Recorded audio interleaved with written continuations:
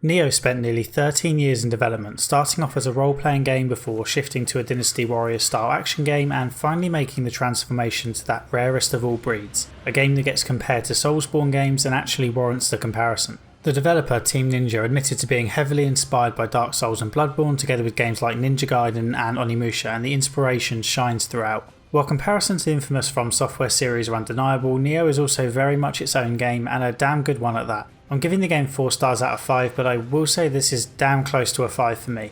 There's a written review on my website which is linked to in the description. This video is long, too long to be quite honest. It took a hell of a long time to write the script, and by the time I'd finished I was left with a monstrosity. I hope the end product is worth it, because this was honestly the toughest video yet, and I'm including my first ever video in that. I initially had a longer introduction here, however I figured the least I could do is trim that down a bit to avoid wasting any more of your time than is absolutely necessary. With that in mind, I'm going to move through my introductory remarks as quickly as possible. You can skip the intro using the links in the description, just don't go commenting things I discussed in that intro because you'll look like a bit of a tit. Here are the main points I hope to make in this video. The combat system in Nioh is excellent with a bit of complexity to get your teeth into if you want, or you can ignore it and stick to the basics. The level design is lacking, as is enemy variety. There is a lot of loot and it's important, however Nioh is never a loot grind until you reach New Game Plus. The story is a MacGuffin hunt that is dreadfully told despite great voice acting, and the levelling system is broken. This video goes through the entirety of the game, which means I'll cover all of the story and, perhaps more importantly, all of the bosses. You probably already know whether that's going to bother you or not, but consider yourself warned. From here on out I reserve the right to spoil any of the game's bosses. You're probably wondering why I'm going through all the story and bosses when I've mentioned that the video is too long. It's a fair point.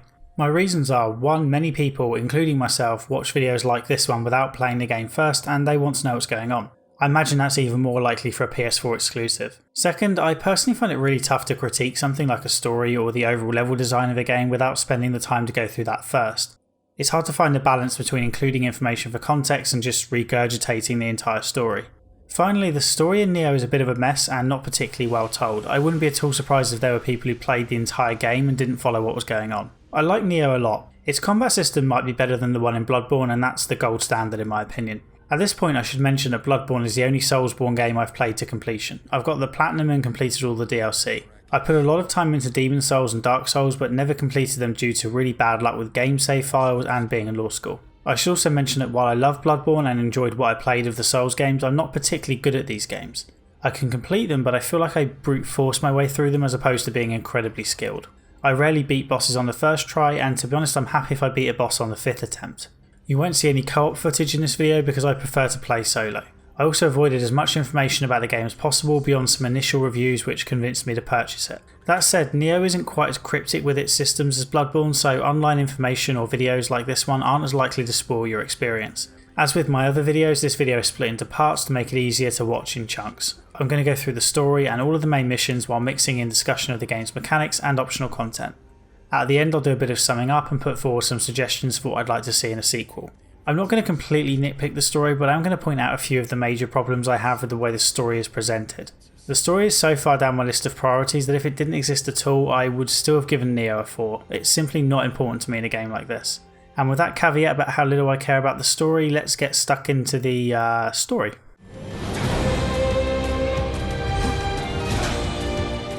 It's 1598 and England has been at war with Spain for 10 years. Queen Elizabeth is worried about her lack of resources to continue the war, and in her desperation she turns to divination and alchemy and becomes obsessed with a substance known as Amrita. She hires pirates to help her find this Amrita and it works. She's able to defeat the Spanish army, although it's not entirely clear how the Amrita was used. The Queen doesn't want anyone to find out exactly how she won the war, so she locks up the pirates she used to find the Amrita, including William Adams, the Irish protagonist of the story. William is locked up in the Tower of London awaiting execution. William's guardian spirit, Saoirse, whispers in his ear that death is coming for him. Saoirse has been with him since he was a child. I'll explain this a bit more later, but it's worth noting that his spirit can sense Amrita, which is why William was so useful to Queen Elizabeth. The very first thing you do in the game is break through a wall using your fists. Remember when I said I wasn't going to nitpick everything that happened in this story? Yeah, this is why. William, like many of the other characters in this game, is based on a real historical figure, although William was English, not Irish. The real William Adams was stranded in Japan and ended up becoming the first Western samurai, or so the story goes. I'm not going to pretend I've researched this beyond reading a few Wikipedia articles. The important thing to note is that there's no character creation here. That's fine with me. I typically pick default characters anyway, but it's worth noting if you like to customise your look. Later on in the game, you'll be able to customise your hair, and eventually you can change your appearance to play as other characters from the game. There's a decent amount of variety if that's important to you, but not complete freedom to create a backstory for your character. You start off unarmed, however there's a sword nearby. The first few minutes introduce you to fighting and picking up gear, which is what you'll be doing for the majority of the game. The initial fights are simple. You have a light and heavy attack and you can block and dodge. That's about it for now because William isn't trained in combat. You have a stamina bar, but there's none of that fancy key recovery you might have heard about, not yet anyway. You move through the tower taking out guards and collecting loot. It doesn't take long before you have a full guard uniform, although you can't use it as a disguise. There are a few save points dotted around. Using these brings all the enemies back and doesn't give you any other options at this point. You walk past a locked room and can overhear the only major piece of story development that happens while you're in control of William and not via a cutscene or text. You can only see one guy and it's a little hard to tell who is saying what. The guy you can see on screen is Kelly. Someone off screen tells him that there's no more Amrita to extract from this country, and Kelly agrees, saying that the pirates have served their purpose. This is a little confusing because I assume the Amrita was always overseas, otherwise why use pirates? Anyway, the off-screen guy tells Kelly that the Emperor of Japan is about to be killed, which will start a war. Kelly is told to go to Japan to keep the war going while collecting the Amrita. Kelly talks about an execution that's due to take place tomorrow, which will somehow give them a compass to get the Amrita. The other guy is clearly working against Queen Elizabeth, or at least keeping something from her, because he hasn't told her about the true power of Amrita yet. Kelly will be the villain for the rest of the game. You make your way outside the tower and pick up some new weapons. The game gives you plenty of opportunity to experiment and find out which ones you like the feel of the most. The combat ramps up a touch in difficulty, and there are a couple of enemies in heavy armour that you can take on if you want, although it's an optional fight. This first mission will likely feel restrictive to anyone who has played Soulsborne games, however it does an excellent job of helping new players to nail the basics of mixing light and heavy attacks and blocking and dodging. You're also given a chance to practice a drop attack so long as you haven't already killed the enemies below, which is what I had done. What this tutorial doesn't do is teach you anything about boss fights, because the one here is terrible. William's guardian spirit, Saoirse, guides William out onto the top of a tower where he is ambushed by Derek the Executioner. Derek was sentenced to death himself until he agreed to take on the job of Executioner, and has since parted thousands of heads from their bodies. This fight was easy even for me. Derek is by far the biggest enemy you've encountered so far, but he's also slow with clearly telegraphed attacks. He's not even tough, 5 hits and he's dead. However, the fight's not over. Once Derek is dead, Kelly pops up out of nowhere. Get used to that. Kelly clearly knows who William is, referring to him as the man with the guardian spirit. William assumes he's safe because he knows the secret of Amrita, however Kelly clearly knows a thing or two himself, judging by the way he resurrects Derek.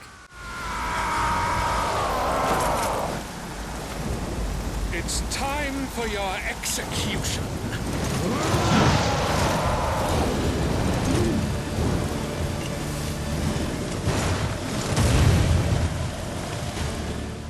Derek is now much more powerful and capable of putting up a fight.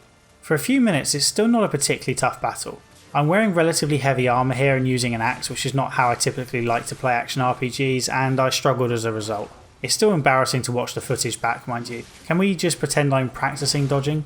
This would be a legitimate first boss fight if it weren't for what happens when you get Derek down to about 2/3 health. A prompt pops up telling you to use your living weapon. That's not going to mean much to you at this point, but it doesn't matter.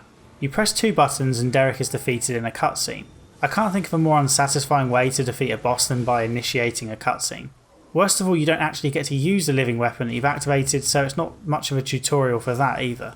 This is an easy fix. Just change it so that you have to get Derek down to 25% before the prompt appears, and then let players use the living weapon to finish him off. As it stands, players might think that a living weapon can take off 2/3 of a boss's health bar, and that's not typically the case. During this cutscene, Kelly pops up and captures your guardian spirit in an Amrita stone. He's going to use the stone to find more Amrita in Japan. This is the compass he was talking about. This stone shall guide me to the kingdom of gold.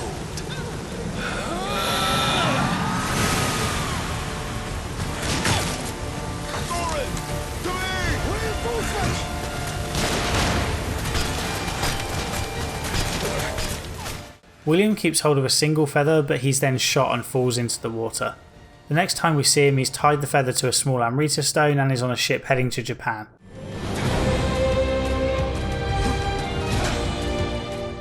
While on the ship, William learns how to fight like a samurai, not by training, but by reading a book. I didn't realise you could learn physical skills like this, so if you'll excuse me, I'm off to read a book about how to be the world's greatest footballer to lead Southampton to Premier League glory. While William can learn all about combat from reading an instruction manual, players tend to expect a little more hands-on education these days. After getting feedback during the alpha build, Team Ninja added in an optional tutorial in a dojo for players to practice.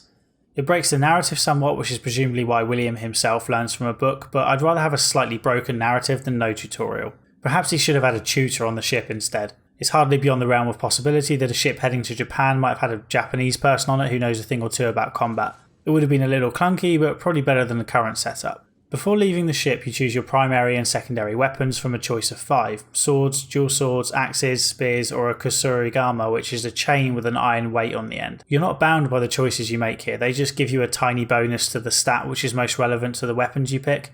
I went with a sword and spear, but I've played around enough to believe you can genuinely go with any combination you like. The only pairing I'd be inclined to avoid is spear and axe because both of those weapons are a touch slow. You then choose your guardian spirit. I'm not entirely sure why William gets to pick a new spirit after losing Saoirse. As you progress through the game you gain more guardian spirits by defeating bosses, but this one seemingly comes from nowhere. You aren't stuck with the choice, so just go with what seems most interesting. In the dojo you're introduced to the 3 different stances, high, medium and low. High stance is slower but will do more damage, low stance is quick like being tickled to death by an aggressive feather, and medium is somewhere in between. The dojo also teaches you about the ki pulse, which is an absolutely crucial skill to master. Ki is your stamina.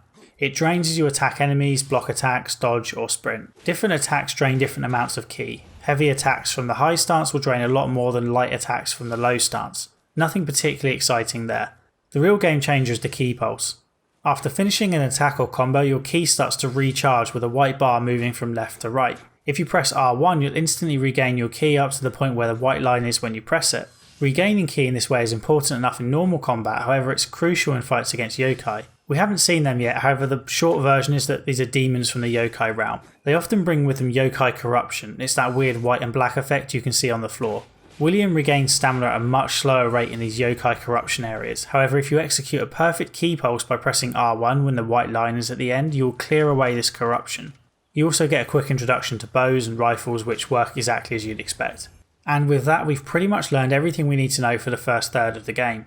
There's also ninjutsu skills and onmyo, a form of magic, however the game doesn't develop that much until later, so neither will I. William comes ashore by himself at a fishing village on the small island of Kurashima. In what seems like a bad sign for the rest of the game, the first thing you do is not fight an enemy but pick up a piece of loot. When you pick up loot from a dead body you'll often hear the final thoughts of the victim. It's a nice touch, although you'll quickly stop paying attention. There's also a shrine here that you can use as a save point. We can now start moving through the level. Just to be clear, I don't intend to move this slowly through the entire game, however the early levels are illustrative of what to expect for the entire experience, so it's worth spending a bit more time on a few. The pattern quickly becomes familiar. You move through thin pathways or corridors, occasionally choosing between branching paths, and kill lots of things as you do it. If you wander off the beaten path, you'll almost certainly be rewarded with extra loot, and if you hunt a little harder you'll find tiny green creatures called Godama that you can activate at the shrine for additional bonuses. This level has ladders you can kick down and doors you can open for shortcuts, so congratulations, you've now seen how nearly all the shortcuts work in this game. If you think this feels a bit like a shrunken down version of a Bloodborne level, then you're probably right. I have to admit this level left me feeling a little jaded, which isn't a great emotion to experience on the first major level of the game. Even as someone who hasn't played that much of the Soulsborne series, this is a little over familiar and not as well executed. For example, look at the ladder you knocked down near the first shrine. You'll probably see the ladder when you first start the level, but you can't reach it because it needs to be kicked down. Except doesn't it feel like William could easily reach this ladder? And look, I know it's a video game and we've been dealing with stuff like this for years. Low rocks that people can't jump over or invisible walls in the form of police tape that characters just refuse to go through, but it's frustrating in how easily it could be avoided. The door later on in the level is much better. Is this really the type of door that would stop a samurai? There's more like this. You move through the rest of the level by mainly sticking to rooftops thanks to various fires and things blocking your way. It's quite a small space and only takes any time at all because of the way you're forced to take a particular route. Once you kick down a low hanging ladder, your route becomes a bit quicker and you can run back to the same place quite quickly after death. As you might have guessed, you lose your Amrita on death and have to get back to the same spot to collect it. Not just that, you also lose your Guardian Spirit and with it any passive bonuses provided by that Guardian Spirit. I believe that in my entire playthrough I only lost my Amrita 3 times, certainly no more than 5. There are 2 reasons why it's so easy to get back your Amrita, one good, one bad. The bad reason is that the non-boss enemies are as dumb as the rocks you throw at them to get their attention. It's easy to get them in one-on-one fights and they will often stand around watching as you slice up one of their friends. When it comes to reclaiming your Amrita or doing a boss run, you can just run past all the enemies and they'll stop chasing you as soon as you turn a corner. Now to be fair, you can do that in Soulsborne games as well, but it feels much easier here. I don't mind that in principle. I hate long boss runs, and while the risk of losing your hard-earned XP can make the game more tense, you can still have a perfectly enjoyable and tough action RPG without this feature. And maybe that's what Team Ninja should have done. Honestly, they could have completely done away with the whole reclaiming Amrita thing for this game, and I don't think it would have made much difference. There's also a good reason why reclaiming your XP or Amrita is easier. Many of the toughest non-boss enemies in a level only have to be killed once. They're like mini bosses. A couple of times per level you'll see the Shadow Realm. It's a mist that looks like the yokai corruption that kills off your key recovery. When you get close to this mist, a large yokai will appear, and if you defeat it, it will disappear forever. I love this idea. It gives you a small sense of reward just for progressing through the level. This makes it much easier to reclaim your Amrita after death and adds to the overall feeling of that function being unnecessary. However, it rarely affected me, so I won't harp on about it. The other enemies don't pose much of a threat, so this is a good place to practice with the different stances and the two weapons you chose. I quickly realised that low stance was going to be my preference, largely because I have a habit of going into long combo strings even when I shouldn't. The spear is a great weapon when you have multiple enemies to take care of thanks to its wide arc, although I was just as likely to use it in one-on-one situations if up against an enemy that needed to get close. Conversely, if I was going up against a spear-wielding enemy, then I would typically use a sword and try and get in close myself. However, none of this is necessary. Any weapon and any stance will work. I genuinely don't believe there's a right answer for combat, and you're better off settling into a rhythm with something you're comfortable with than constantly changing it up. While managing your own ki is crucial, it's also important to keep an eye on the enemy's stamina. Like you, they have stamina bars which will deplete if they attack or block too much. If they run out, you can take advantage of that fact and do a special attack. This one small feature adds a hell of a lot of depth to the combat, because if you spot an enemy is low on stamina, you know they might only be able to block once more before opening themselves up to an attack. Beware though, the enemies are equally aware of your own stamina bar and will do the same to you if you get low. At the end of the level you head towards a ship and face the first real boss of the game, Onryoki.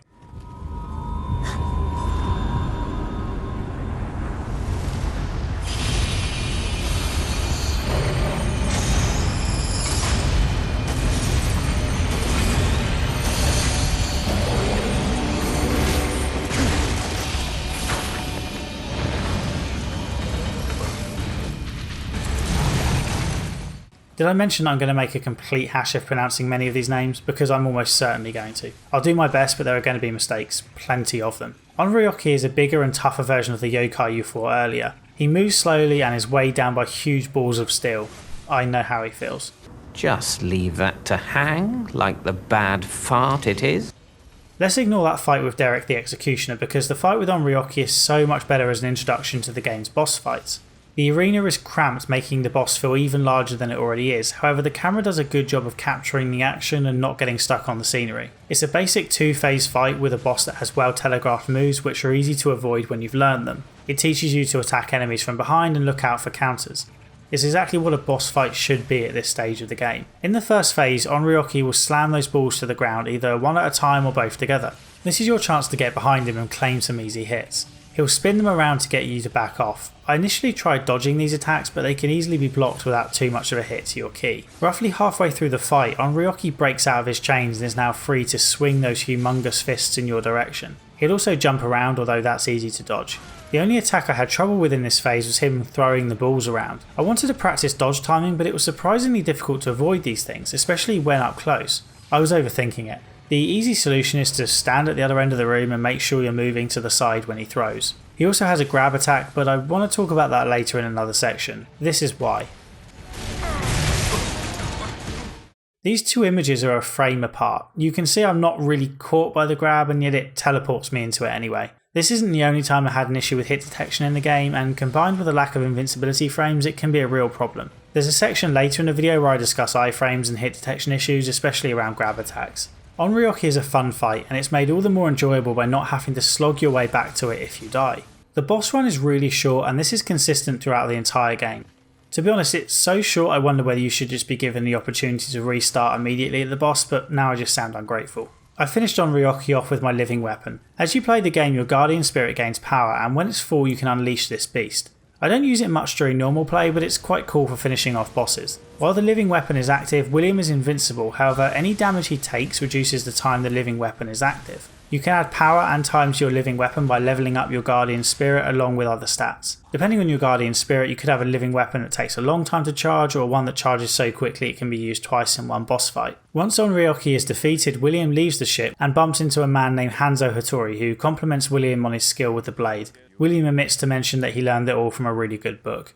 Hanzo offers to help William in his quest to find Kelly so long as William agrees to help kill yokai. There's probably some overlap there, so William agrees. Hanzo then pulls a cat out of nowhere and checks the time in the cat's eyes. That's actually a real thing. Hanzo is one of the many people you'll meet who is based on a real historical figure. He's pretty much the most famous ninja in history and is almost certainly the inspiration for Hanzo in Overwatch. Hanzo fills you in on what's happening in Japan. The Overlord is dead and 2 samurai are competing to take over. Ishida Mutsunari is the Overlord's chosen successor and Lord Ieyasu is the other. Ieyasu happens to be Hanzo's master, so I guess that's the side we'll be taking. Ieyasu is also a real figure and a pretty significant one at that. Hanzo is credited with saving his life after the death of the previous Overlord. After this cutscene we're thrown into a regional map, and by now you've probably noticed that the levels are not interconnected like they are in Soulsborne games. I'm fine with that. Without going off on a huge tangent, I think an interconnected world is brilliant if done well, but it's damn difficult to pull off while still ensuring level variety. I'd rather play a game with varied levels and no connected world than an interconnected world that gets boring halfway through. A lot of information is thrown at you here, but I'll get back to a lot of that later because right now we can't do much with these options. You have 2 choices of what to do next. You can go to the next main mission or do a submission. I did the submission because I was curious at the idea of doing a submission in a game like this. You're told that demons are terrorising a village and asked to go kill them.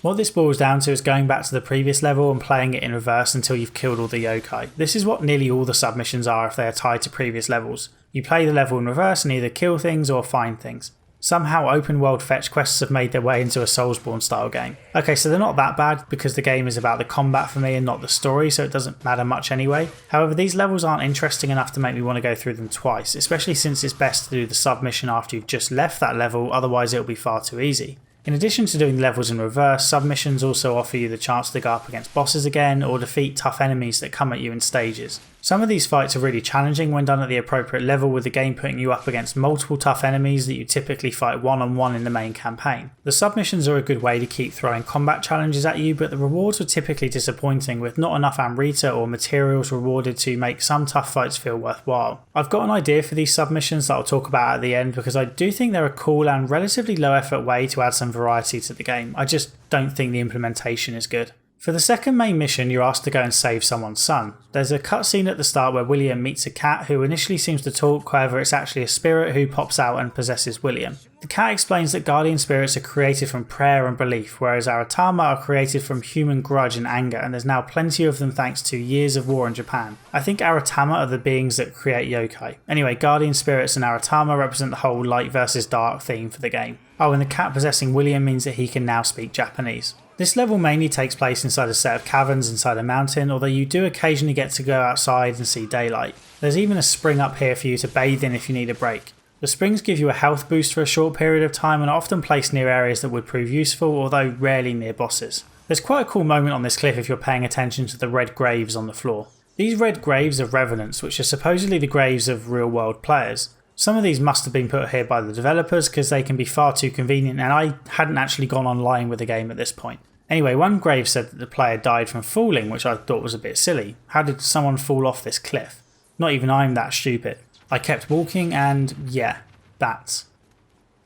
The placement of this grave is a little too convenient for me to believe it's real, but it works nonetheless. You can fight these revenants to get some loot. You're told what rarity of loot the revenant is wearing, so it helps you gauge whether you want to take the risk. There's no PvP in the game at this point, and this doesn't do a great job simulating a real fight. They're just more aggressive versions of normal enemies that happen to use elixirs occasionally. There's a few tough fights in a cave and you find something I thought was called the boss room key. Sounds ominous, right? It's actually the boss's room key, which refers to the boss of the bandits. I'm not sure if that's a deliberate trick, but if it was, then fair play because I walked in there expecting a boss battle. There's a cool new enemy on this level. The walls have eyes. If you stand close to them and perform a gesture, the wall might move out of the way. You get 2 tries to perform the correct gesture. If you get it wrong, he attacks you. It wasn't until late in the game that I noticed you're supposed to perform a gesture that is associated with the same colour as the wall's eyes. This would have saved me a few fights and at least 2 deaths because the walls aren't a pushover. After moving further into the cavern, you come to a big open area that is filled with large yokai. You only have to defeat one of the enemies in this area, however it's a good idea to clear them all out before fighting the big guy. This is probably the first time you face this many of the powerful yokai at one time, however you can deal with all of them one on one if you have a few rocks and some patience. Before heading to the boss, it's a good idea to activate the nearby shrine. That brings back all the enemies except the one from the Shadow Realm that stays dead, leaving the pathway to the boss open. Speaking of which, we walk in on Hino Enma feasting on one of the many bodies hanging from the ceiling. This is another really fun fight. Whereas Onryoki was large and slow, Hino Enma is small and quick with the added benefit of a paralysis attack that can leave you unable to move for a few seconds. If you have any armour or charms that protect against paralysis, then you're strongly advised to wear them. I also recommend light armour because mobility is well rewarded here. When she goes into the air, she will either throw darts or use a paralysis blast. The darts are easily avoided or blocked, however the paralysis blast requires decent dodge timing. There's a clear sound cue to listen out for, or you can just run under her.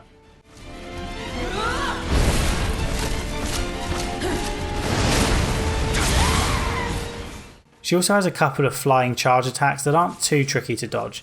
You can block them, however if you dodge then you're more likely to get a few hits in while she recovers. Her melee attacks are graceful but slow, so you don't need to worry about them too much. I'm probably underselling the challenge of this boss. I eventually got the timing down for most of her attacks, however she's quick and if you linger too close you risk getting caught in a grab attack that will eat up a significant chunk of your health. While the paralysis blast is easily dodged once you get the timing down, you only need to get caught by one paralysis blast to die either to the blast or to her follow-up. I continued my streak of finishing off bosses with a living weapon and was more than a touch relieved. It's a tense fight. You move into a cutscene where you find the son that you were supposed to hunt down. He seems to have appeared from nowhere because I have no idea where he was before this. William takes the man's hand and gains another guardian spirit. From this point on you can choose which spirit you want to protect you and use as a living weapon. We get a short animation which doesn't tell us anything new but is still worth appreciating. These animations often accompany the end of missions and they're stylish as all hell. 国元では民草は九死怪異があふれておる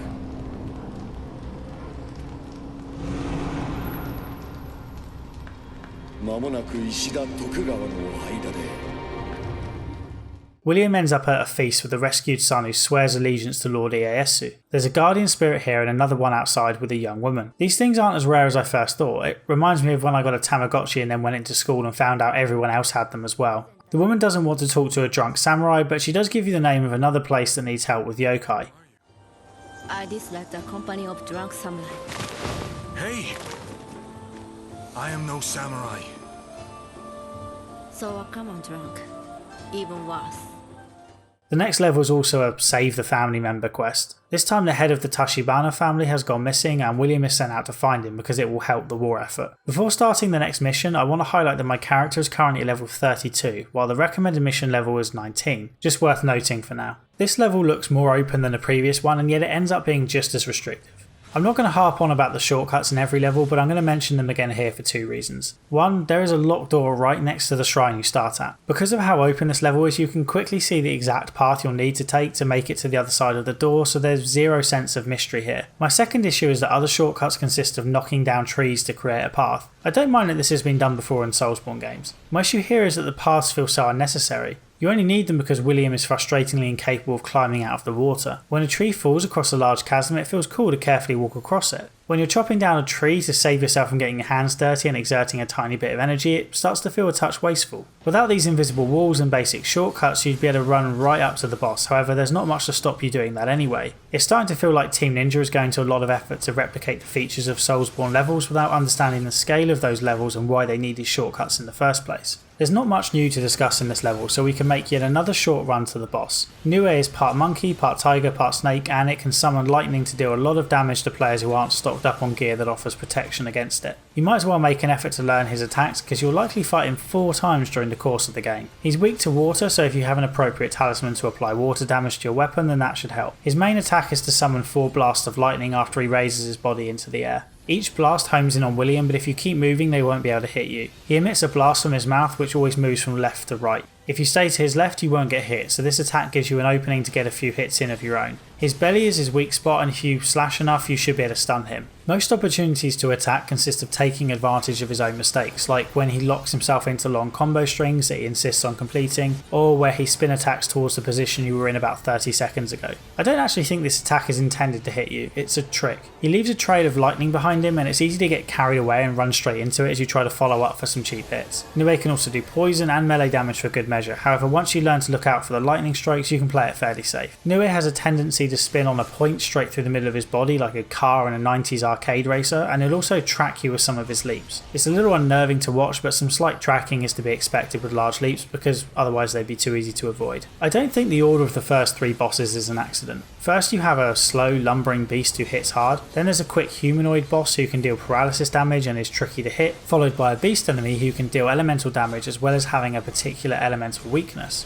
After these bosses you should have a good idea of whether you want to play with heavy armor or light, and you've been conditioned to think about both giving and receiving elemental damage. You've got enough information to know what you want to do with your build going forward. You don't go into a cutscene after this fight. You step inside a building and meet a woman called Fuku. Nioh was supposedly her familiar and you repelled him. At least I think she's referring to Nioh. It's not entirely clear. It could also be this strange creature blocking the door. It moves out of the way after you perform a gesture. If Nioh belonged to her, she doesn't bother apologising for its attempt to kill me. She wants to help find Tachibana, the man you're looking for, however you move into the next area by yourself. The next level is one that reminded me of Bloodborne's Chalice dungeons, and I don't mean that as a compliment. The Chalice dungeons were randomly generated content that were easily the least inspired levels in the game. A few statues attempt to ambush you here, but you'll only be fooled by these guys once. They hit hard with those large swords, but they're also incredibly slow and can be easily destroyed once you get behind them. There are also smaller statues that breathe poison and fire, but they're more of a nuisance than anything. This level is far too long and a touch too easy to get lost in for my liking.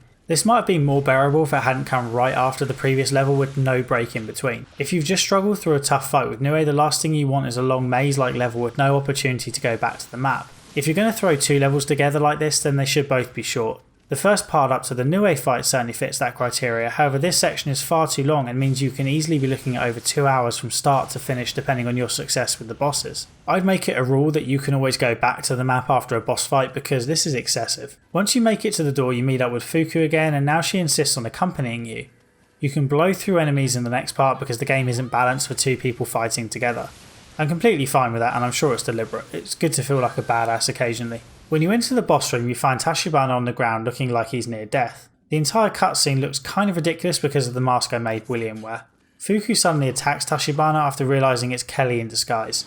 William demands his spirit back but Kelly refuses and turns back into Tachibana Munashige for the boss fight. I have no idea why he transforms back into this guy for the fight or why he was just hanging around here waiting for them to show up. He's been collecting the Amrita, but he could easily have disappeared. Like, how long was he waiting for William to show up? I assumed this was going to be a tough fight and tried to learn his moves the first time around. As I mentioned, I don't typically beat bosses on the first attempt, but I do like to try and learn something. I barely had to try to beat this boss. I did a bad job of dodging his attacks, but he easily runs out of stamina, which allows you to go in for some big hits. He did some charge attacks in his second phase, but they're easily dodged. Watching the footage back is cringe-inducing for how bad I was, and yet I still won. I'm tempted to assume this is also deliberate. After at least 2 hours of play without a chance to return to a map, it would be a little cruel to put a tough boss in front of players that they might not be able to defeat. When the boss is defeated, Kelly turns back into himself and uses the stone to reclaim all the Amrita in the room. He then disappears but leaves behind another red feather. Fuku pops back up and gives you her sword before telling you the story of how she joined Lord Tachibana Munashige after losing her child. Lord Munashige won't join the war, but he does introduce you to his master, which opens up more training options in the dojo. You get to fight the real Tachibana Munashige in a submission, and he's a lot tougher the second time around. This is what the boss should have been the first time and makes it all the stranger that they made the story mode fight so easy. Again, I suspect it might be because that level had already been dragged on for a long time, but who knows. These optional second fights against bosses are quite common and they're always tougher. Sometimes it feels fair and sometimes a little cheap. We'll see more of that later. Apart from submissions, we've now completed the first section of the map and we'll be moving on to another area soon. This is a good time to talk about my problems with the story. As I mentioned, I want to stay away from nitpicking every little thing that happens which doesn't make sense because it's hard to know where to draw the line when you're talking about this kind of high fantasy story. I don't care too much if magical powers look a little inconsistent. I can also look past the constant coincidences like Kelly always being at the places you are when he should be way ahead of you thanks to the apparent ability to teleport. I know it might sound a little patronising or even offensive, but I don't think you need to take stories like this too seriously. They're there to add flavour to events, and when executed well, that flavour is one that adds to the experience. My main issue with the story isn't the nitty gritty, it's with the structure of the storytelling. Nioh tells most of its story through a combination of written text before you start a mission and then cutscenes at the end. Occasionally there are also cutscenes at the start of missions as well, or one when you move to a different part of the map. There is nearly no storytelling while you're actually playing the game. That's fine, it lets you focus on the gameplay. What isn't fine is the bad job these cutscenes do with communicating what the hell is going on. We've already seen a couple of cryptic scenes where it's hard to work out who people are or why William is talking to them. There's plenty more like that to come. Some of this could be easily remedied just by having characters use each other's names once in a while. William is a stranger in this land. From a story perspective, this is an easy way to dump exposition at the player in a way that could feel relatively natural because William won't know the information either. Use William's ignorance as a substitute for the players to help us understand what's going on. Now, I know what the obvious response to all this is. The missing information is all included in the game. If you want to know who a character is, you can just look at their entry in the Amrita Memories tab on the map screen. In other words, to take the typical Soulsborne fanboy response, it's all in the lore. Only in video games is it considered acceptable to tell a bad story and then expect players to go and read additional information to figure out what is going on.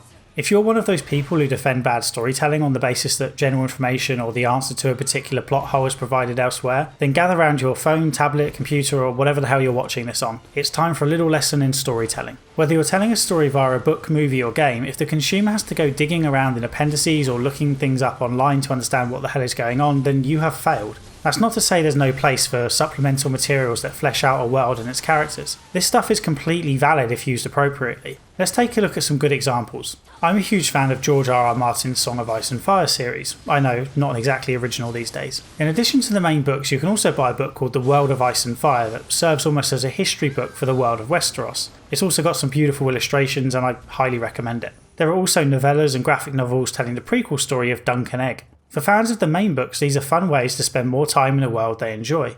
They're a great example of how you can build on a world outside of the main series of books. However, imagine for example Daenerys started off with no dragons and then suddenly had 3 of them without the reader being told where the hell she got the dragons from. That would be bad storytelling. You shouldn't have to go to side materials to get that information because it would detract from the viewing experience. Let's look at movies.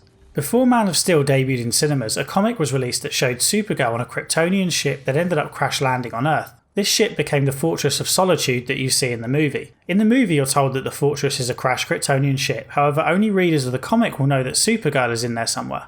People watching the movie without this knowledge are none the worse off. If she'd popped up out of nowhere without any explanation, then that would have been bad, but as it is, the existence of the fortress makes sense. Jonathan Kent's death, on the other hand, well, best not get me started on that. Finally, I suppose I should give an example of a game that does it right. Let's go with Horizon Zero Dawn. Horizon has audio and data logs that give you little snippets of life before the end of the world, however they aren't required to understand the story. If you don't want to read or listen to them, then you don't have to. To be honest, this little rant is probably more appropriate for a Soulsborne game than Nioh, but I won't be doing a video on them anytime soon and I need to get this out of my system. My eyes bleed every time I see the phrase, but it's in the lore, to excuse bad storytelling. Nioh at least tries to tell a story, and I appreciate that. The reason I'm talking so much about my problems with the story is because Nioh's not far off doing something interesting. A lot of effort went into the art for both the cutscenes and the animations, and the voice acting is excellent. Unfortunately, it feels like the levels were designed entirely separately from the story. You could swap all the levels around and it would make very little difference except perhaps changing a few words related to the location. This is definitely something that can be improved upon for a sequel, and that's why I want to talk about it. Nioh includes far too much important information in the Amrita Memories section and doesn't give the player access to that information until the character or revelation has been shown in a cutscene. In other words, even if you do decide to read all the information provided, you'll only be doing it to understand what's already happened, not to help you understand what is going to happen.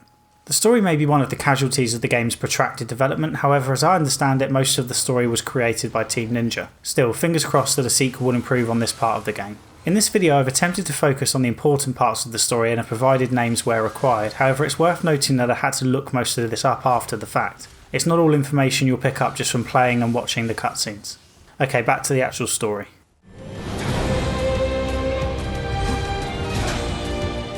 William and Hanzo set sail to inform Lord Ieyasu of Ishida Mitsunari's latest actions in the war. On the way, Purple Tentacle rises out of the sea and almost destroys the boat. You know you're going to be fighting this thing later because you're specifically told you'll never be able to beat him. I kept an eye out for a ray gun but never found one. Your ship has to dock and needs to be repaired. While waiting for repairs, you're told to help out the Mori with the goal of getting them to join the war effort. You briefly cross paths with Shima Sakon, one of Mitsunari's top generals, and yeah, you're going to be fighting him later too. You can tell because he looks at you funny. For the first mission, a Mori representative agrees to meet with you, and for some reason that involves you going deep into a silver mine. The Mori have dug deep, but it's been taken over by yokai.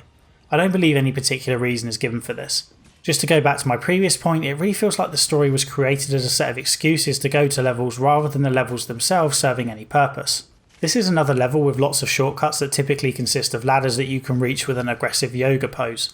The main gimmick for this level is a green spongy substance that emits poison which fills the room. You can remove the poison with machines that temporarily suck it all out for 30 seconds or so, giving you time to permanently destroy the poison blobs. And it is permanent because they don't come back if you die.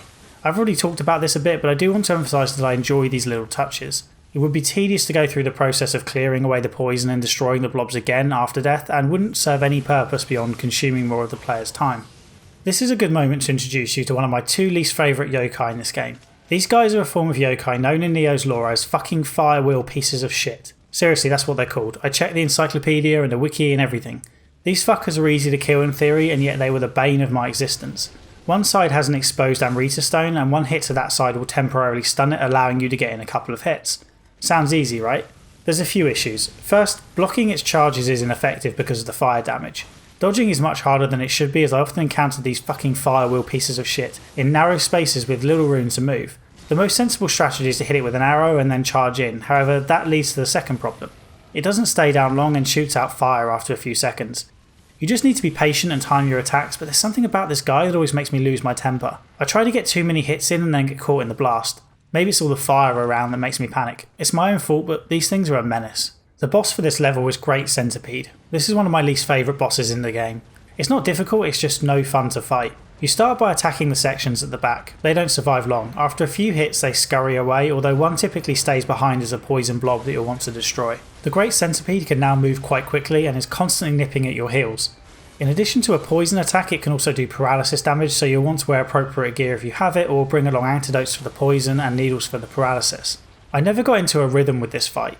You can get a few hits on the segments at the back, but the head just does a 180 and then clips through its own body to get you. It doesn't do much damage, so the temptation is to keep trading attacks. I did try climbing some of the paths and then doing a full attack on it, but that felt like cheesing the fight somewhat. Plus it often follows you up the path anyway. In the end I beat this boss with only a sliver of health remaining, although this was only my second attempt. I can't imagine this boss giving players much trouble, however I also can't imagine many people particularly enjoying the fight. After the fight, the Mori clan thank you for your help and ask you not to tell anyone what you saw in the mine. You're told to ask Kobayakawa Hideaki for the clan's help. The next level takes you to a rundown port and is one of the most frustrating levels in the game, while also having an interesting boss mechanic. First of all, it's another level where you can see where you need to go right from the beginning of the level. If William could swim, this level would be pretty damn short. Speaking of not being able to swim, it's really easy to fall off the edges, and if you do that you drown. I can't help but think that some invisible walls would have been helpful here. It's not satisfying to watch your kick-ass samurai sink like a stone even when he's not wearing that much armour, it just looks a bit ridiculous. An animation that shows William losing balance and giving you a chance to save yourself would reduce the frustration. Mini versions of the purple tentacle guy you saw earlier attempt to ambush you from the water. They shoot weapons at you which they've presumably retained from their previous victims. That's easy enough to dodge, but they do have a nasty habit of falling on you when you try to attack. You can avoid these by sticking to the tops of buildings, although there are yokai up here as well, so you'll need to be able to fight on a narrow edge. The boss for this level is Umibozu, the purple tentacle looking guy you knew you were going to fight sooner or later. He's weak to fire, but you might not have any fire talismans. Fortunately, exploration is well rewarded in this level. Dotted around the level are 3 small fires that you can light. For each fire you light, a fire will be lit in the boss arena. You can then use these to coat your weapon in fire for the fight. Without fire you're going to have a really tough time. Don't be in a rush to light your weapon though, because Umibozu has a blast that is always a one-hit kill and he's not afraid to use it while you're coating your weapon. Wait until he's jumped to the side and then go for it. He's pretty easy, he slams down one arm or both, but it's almost more challenging to be hit by these than to avoid them. Oh, and you can also fall in the water here as well, so be careful. His second phase is more challenging. He jumps up onto the pier and brings a friend along with him. I thought I'd be clever and finish him off with my living weapon, but I forgot that my living weapon was a water element, which doesn't do a lot of good against a yokai made from water. I still scraped through somehow, and when I say scrape through I'm not exaggerating. I had 10 HP left. Remember how I said I often had to brute force my way through bosses? Yeah, I wasn't kidding. A cutscene gives you a glimpse at the other side of the war. Mitsunari is annoyed at all the warlords who are agreeing to work with Lord Ieyasu. Kelly offers his help and they accept it. Kelly just wants to drag the war on because he's using the commotion to collect Amrita. Now that you've helped the Mori, they agree to fix your ship and you can move on to the next area. As far as I can tell, William never meets the Mori clan in any cutscenes.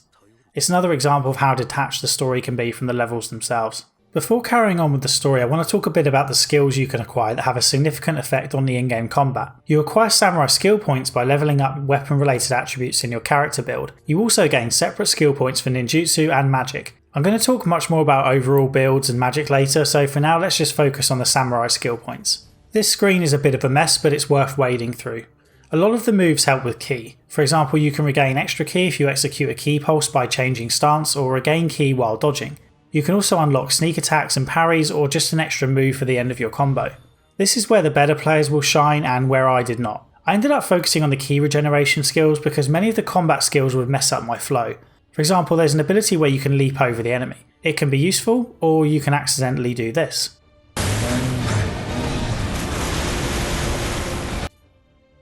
One ability I tried gives you an extra sneaky hit on a perfect ki pulse. However, if you're stopping your combo with the idea of getting out of the enemy's way, then staying in for another attack can do more harm than good.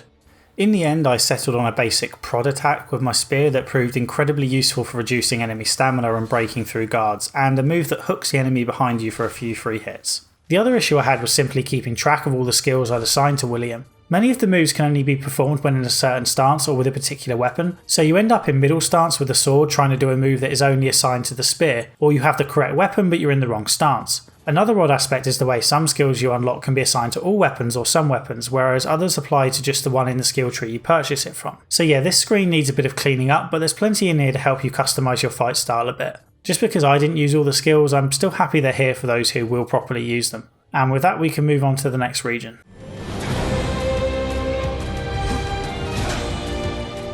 William finally gets to meet Lord Ieyasu.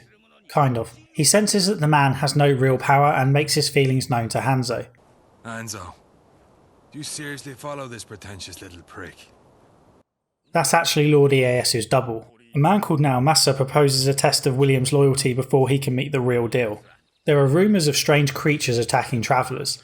The mission is called Spider Nest Castle, so no prizes for guessing what those strange creatures might be. You don't have to wait long for your introduction. The small and medium-sized spiders aren't all that dangerous unless you manage to get caught by their paralysis spit. Otherwise they just have a basic slash move which is easily blocked. The large spiders do pose a threat. They can jump on you and are generally much more aggressive. You'll have to beat one before progressing to the next part of the level. The next spider attempts to lure you into the way of another ball trap, however you can see this one coming from a long way off. I haven't discussed these guys with the long tongues yet. You can treat them much like the other large yokai, but they take longer to kill because they'll use that tongue to interrupt your attack and keep you on your toes. One on one they aren't too much of a problem, but two at a time is a tough fight. I know I said I wasn't going to harp on about the shortcuts, but I can't help but mention the ones here. You move through a series of houses and can eventually open a small door for a shortcut, but come on, really? My nan had a gate like this at the bottom of her garden and it didn't stop me getting out when I was 6 years old and giving her a nervous 30 minutes. Is this really something that should stop a samurai? You have to collect 4 Hirogumi fragments to reach the boss, however there are 6 in total. You get a trophy if you collect all of them.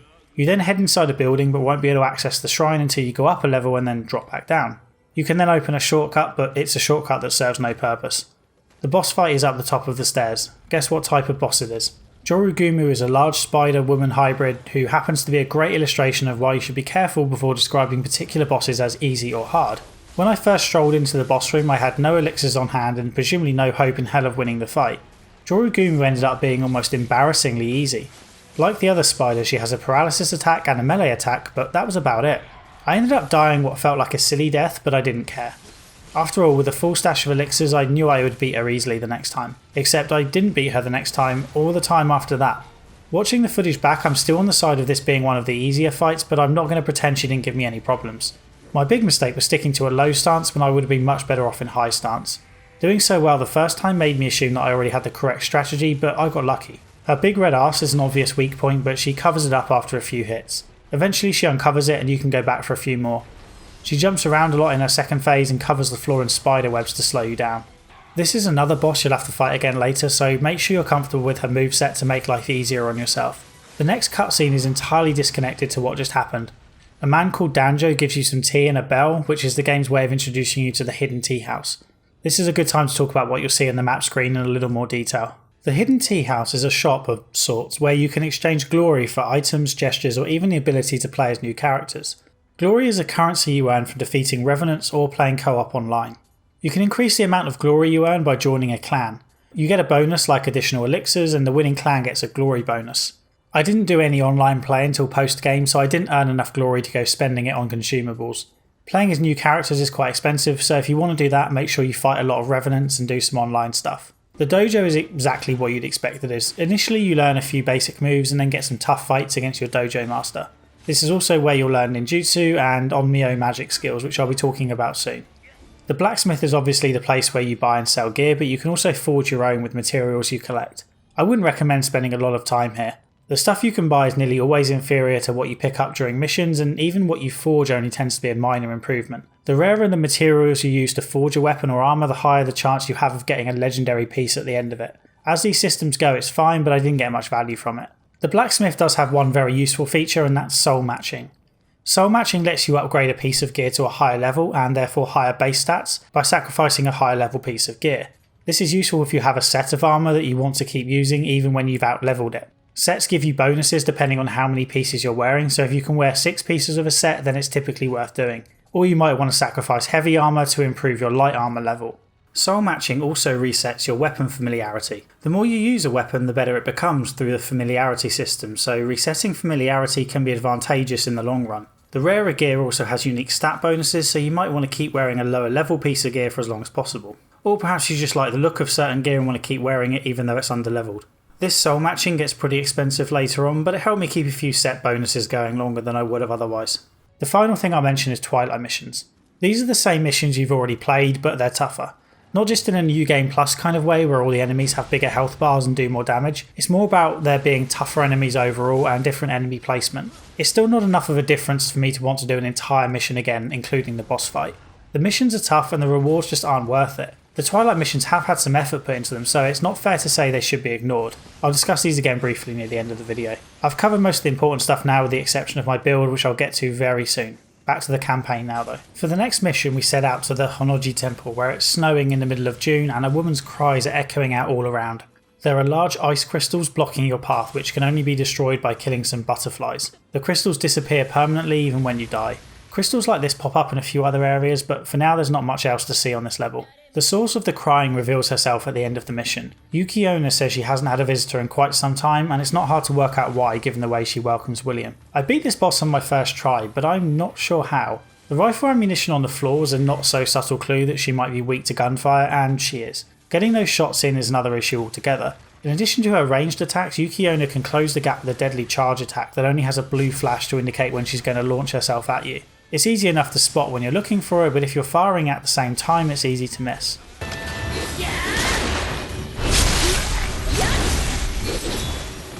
I did what I could with the rifle, but I still needed a lot of extra help to finish her off. I used a fire talisman to do additional damage with my sword and then a fire-based living weapon. On top of all that, I used a new magic ability called Sloth that I had just acquired. I have a lot to say about Sloth, but for now I'll just mention that it allows you to slow down enemies for a short amount of time. I checked out some footage of this fight after finishing the game and it looks like quite a fun one if you try and stick to melee and don't use fire.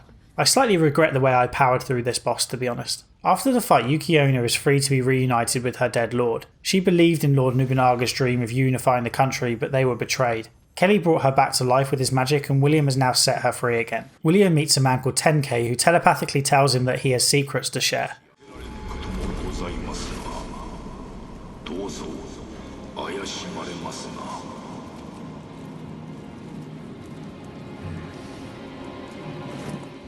The next destination is Mount Heiai, but before that I want to discuss my build and general attitude towards playing games like this. I stuck with the early choice I made to focus on sword and spear as my two weapons. About a quarter of the way through the game you're introduced to ninjutsu and Nioh magic, which I'm just going to refer to as magic to avoid constantly butchering that word. I'm not going to attempt to describe every build you can create, but I will describe the process I went through. Early on I increased my body and heart attributes, which directly correlate to spear and sword skills respectively. They also provide other benefits such as enhanced resistance to poison and paralysis. I put a few points into stamina and strength because early on I wanted the option to wear heavy armour. I soon changed my mind and decided to focus on light armour, however these points weren't wasted because they still improve your agility. Strength also enhances your ability with axes. Skill gives you extra health and ability with rifles, so I dumped a few points there, but I never intended for this to be a major stat to invest in. Skipping to the end, we have Guardian Spirit, which enhances the connection to your Guardian, improving passive abilities and the living weapon. That just leaves Dexterity and Magic. Dexterity is for your ninjutsu skill, and Magic is obviously magic. You don't have to use either ninjutsu or magic, but by sticking to light armour and largely ignoring strength and stamina, I had some skill points I could throw around, so I opted for magic. The main thing that swung me towards magic was the ability to use elemental talismans without it being a consumable item. The magic abilities work in a similar way to the elixirs. After activating a shrine, you can use your selected magical skills a set number of times, initially 2 or 3. They refresh the next time you use a shrine. This is perfect for the way I tend to play games like this, or really any game with a large amount of consumables. I appreciate that this might be something peculiar to me, but I'm always a bit reluctant to use something like a fire talisman unless I know it's going to be the difference between victory and defeat. I hate wasting a load of consumables only for a boss to get me with a one-hit kill and it all to be for nothing. The magic skills get around some of that, so I was all in. You don't get access to all the magic abilities right away. You have to up your magic to a certain level and then complete challenges using magic in the dojo. These tests aren't all that easy either. I initially unlocked a few elemental abilities, both attack and defense, plus enemy attack and defense debuffs. These last two are incredibly useful, especially against bosses. Later on I unlocked another ability, Sloth, the one I used in the last boss fight. This power does as you'd expect. It slows down enemies and their attacks except for projectiles. It even slows enemies down when they're moving through the air, which looks a little odd. Anyway, if you combine Sloth with defense and attack debuffs, you can do some serious damage to bosses while being relatively free from risk for a few seconds. I use Sloth quite a lot in my playthrough. You'll definitely see me using it against bosses and occasionally against large yokai that I can't be bothered to take the time to defeat normally. This seemed like a logical thing to do. I'd chosen to invest skill points in magic, so it would be silly not to use some of the more powerful magic skills. When I finally finished Nioh and went back to look at other people's opinions on the game, I discovered that actually I hadn't completed Nioh at all. I cheated. By using the Sloth spell, I'd broken the game and personally offended a number of people and their extended families by playing the game in a way that they don't think is appropriate. I couldn't possibly do a video on Nioh having used Sloth because I didn't play Nioh in the way it was meant to be played. I'd wasted 60 hours. Of course, that's all nonsense, but I have to admit that those thoughts did flash through my mind. It's amazing how upset people get if you don't play a single player game in the way they want you to play it. I should address Sloth though, because if I don't I'm going to get even more snarky comments than usual, and it's an interesting discussion because I'm a bit of a hypocrite. First, when people say that Sloth makes every boss easy, they're being a bit silly. In addition to only having 2 uses per life, it doesn't last very long, and since you can't stagger many bosses, they're still going to attack you and you'll have to back away. It helps, definitely, but it's not a game breaker. Not to mention you leave yourself vulnerable when you execute the spell. If you invest heavily in magic, then you can make Sloth last longer, but you're also doing less damage as you haven't invested skill points in your weapons. I've seen videos of people who use Sloth to make boss fights look incredibly easy, but I've also seen videos of people playing the game without getting hit or even dodging. It's all easy if you know what you're doing. Second, if Sloth was a game breaker, there's a good chance it would have been nerfed by now. Team Ninja has nerfed things that were being abused in unintended ways, such as Living Weapon, which it used to be possible to keep going through the use of Amrita Stones. If Team Ninja can nerf Living Weapon, it can nerf Sloth. Do you think the developer is unaware that players might use Sloth, a power that slows down enemy movements, to, well, slow down enemy movements? Third, I sacrificed other skills to invest in magic. In addition to not levelling up my weapons and health as much, I avoided ninjutsu skills which allow you to carry more health items, throw shuriken and wield large bombs. You can also inflict poison, which does far more damage than other elements like fire. Those skills would have been useful as well, but I sacrificed the ability to get those skills by going the magic route. Fourth, where do you draw the line here? This is the tricky bit. Lots of things give you advantages in battle. I haven't done any videos on the Soulsborne franchise, but I've watched a fair few. You know what I always see in comments? Well yeah, but other than that. People telling the player what they should have done to beat a boss that they dared complain about being too difficult. For example, if someone complains about the Father Gascoigne fight, then they will be aggressively told that they should have used the music box to weaken him, or you should use fire paper against the blood-starved beast, or you should use numbing mist to stop Vicar Amelia from healing, and so on. Imagine I went on a huge run against the Vicar Amelia boss and complained that I dealt less damage than she was able to regain and then could never beat it. Well, for a start I might want to upgrade my weapon a bit because you should be able to beat Vicar Amelia without numbing mist. However, people would also call me an idiot for not using the item that is provided to you in the level for the express purpose of using against the boss. Best of all, I remember watching one playthrough of Bloodborne where viewers and commenters were screaming at the player for complaining that the game was too hard when they hadn't levelled up their weapon enough. A few hours later they were complaining that he'd picked the most powerful weapon in the game and had now made it too easy. The effort you're expected to go to manage the difficulty level in games like this to please every person on the internet always baffles me. The beauty of the internet is that you're damned by morons if you do and damned by idiots if you don't. So after all that, why did I say I'm being a hypocrite? Well, I mentioned earlier that I don't summon help in my playthrough. That's because I believe it would make the game too easy. So yeah, I'm basically creating rules for my playthrough even though I've just said it shouldn't be necessary. Fortunately, I enjoy using Sloth enough that I don't regret the decision, although I've been playing around with a ninjutsu build in New Game Plus and it's also a lot of fun. In other words, choose whatever the hell you think looks most interesting. End of rant and on to Mount Here. I want to note here that I'm about the right level for this mission. More on that later. Mount Here acts as a barrier to keep fiends out of the capital, however the barrier is at risk because Kelly has been planting spikes in the ground as part of his search for Amrita. These spikes are much like the ice barriers we saw in the last level, except these ones can be destroyed by attacking them directly. The spikes are connected to nearby yokai, so the best tactic is just to run in and destroy them before you take too many hits. The spikes cover holes in the ground which lead into underground caverns which have a new enemy, mages. I have to admit I wasn't expecting to see mages. They're so easy to kill that I'm not entirely sure what their attack patterns are. They fall over dead when they're on the receiving end of so much as an evil glare. This is another level where I found lots of loot in the name of exploration when all I was doing was trying to find the main path. When you make it to the top of the mountain you find Kelly drawing power from an Amrita stone. Tenke shows up out of nowhere and pleads with Kelly to stop before he releases the fiends. Kelly is unmoved by the protest. He wants to destroy Kyoto and annihilate Lord Ieyasu to throw Japan into chaos. アムリタ目当てだったがそれは朗報だな今日を潰し家康とやらも潰せばこの国は戦乱に満ちた黄金の国になる After Kelly disappears, the fiends break free, but Nekomata, your cat buddy, sacrifices himself and takes the hit. He turns into a large beast and tells you to kill him to destroy all the fiends.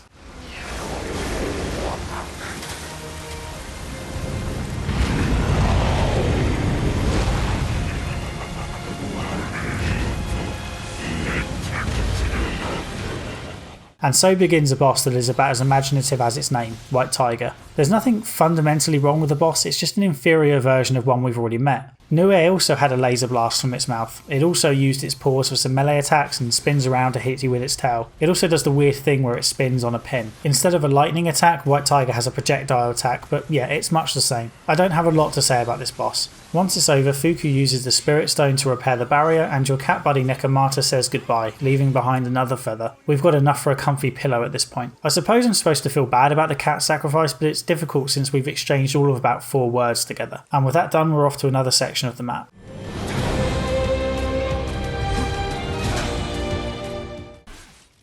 William is tasked with protecting Lord Ieyasu, which requires heading to Suruga. Hanzo knows of a secret ninja route to get there, however on the way he suspects an ambush and recommends an alternate route through a mansion. This ninja mansion has secret doors which you can identify by spotting the scratch marks on the floor. The scratch marks mean the doors aren't all that secret, but whatever. It's interesting enough the first time, but you end up having to open loads of these damn things and it slows you down. Call me crazy, but secret doors should be used to hide secrets, not the main route you have to take through to the end of the level. Worst of all, there are more doors like this on the boss run, and I died on this boss a lot, so perhaps that's why I'm a little salty about these doors. There's also a spike trap on this level, however the cool bit is when you destroy a dressing screen and part of the level turns upside down to reveal new areas and loot that you couldn't previously reach. Otherwise the level is largely a forgettable maze of corridors. There's a lot of ninjas, but those fights are incredibly disappointing. The ninjas are fast as you might expect, but they're incredibly weak. Even when they ambush you from the bushes, all you need to do is turn around and slash at them until they crumble in front of you like a weak argument from a Star Wars prequel apologist. The level is redeemed through its boss, Giant Toad. That's actually its name, not a description. Team Ninja really needs some help with boss names. We've had Great Centipede, White Tiger, and now Giant Toad. While those other 2 bosses were a bit shit, the fight with Giant Toad is awesome. Just look at this guy. He's smoking a pipe which blows out yokai corruption, although the arena is big enough that you won't have to worry about it too much. This is another boss I died on a lot, but that's because I took the wrong approach. If you try to stay at distance, you're going to have a tough time. His charges hit hard, although they are quite easy to dodge once you have the timing down. They're also well telegraphed. However, when you're at range, you'll throw out a lot of bombs which can be tricky to avoid and also deal fire damage. Oh, and he can flick out his tongue for a grab attack. All of this is easily avoided if you remember the same lessons you learned on the first boss, on Ryoki. Get in close and try to stay behind him. Obvious, right? Giant Toad will jump occasionally and swing both his sword and pipe, but his large size means these attacks are easily spotted and avoided. Giant Toad gives a surprisingly touching speech on his death, and Hanzo references his master. It turns out Giant Toad used to be Hanzo's father before becoming a yokai. This is a great example of the leaps the story takes between cutscenes. It would have been a lot more interesting to know about this conflict before the fight instead of just being told afterwards. Hanzo blames Shika Sakon for being the one who did this, which is presumably a reference to his father becoming a frog. 化けて出てまで説教か親父殿も変わらんもんよ。 The next level is Memories of Death Lilies, and you're going there because lilies are blooming out of season, which is weird, I guess. This level illustrates why the game's idea of exploration and level design doesn't work for me. My preference, and I accept this as a personal preference, is for the main path to be fairly clear so that players can mainline their way through the level if they want. Should they step off the beaten path, they can expect to be rewarded for taking the additional time to explore and kill optional enemies. When the main route isn't clear, you end up making 50-50 choices and often having to backtrack to make sure you've explored all the options. This is a good example. On my first time playing this level, I stumbled upon a trap with an enemy standing next to a large boulder just waiting to push it down the hill and presumably squash me. This should have been satisfying, a reward for my exploration. Except I got lucky, I could just as easily have gone the other way and been squashed by the rock. Otherwise the level is varied enough to maintain interest. Oh, except for the fucking water.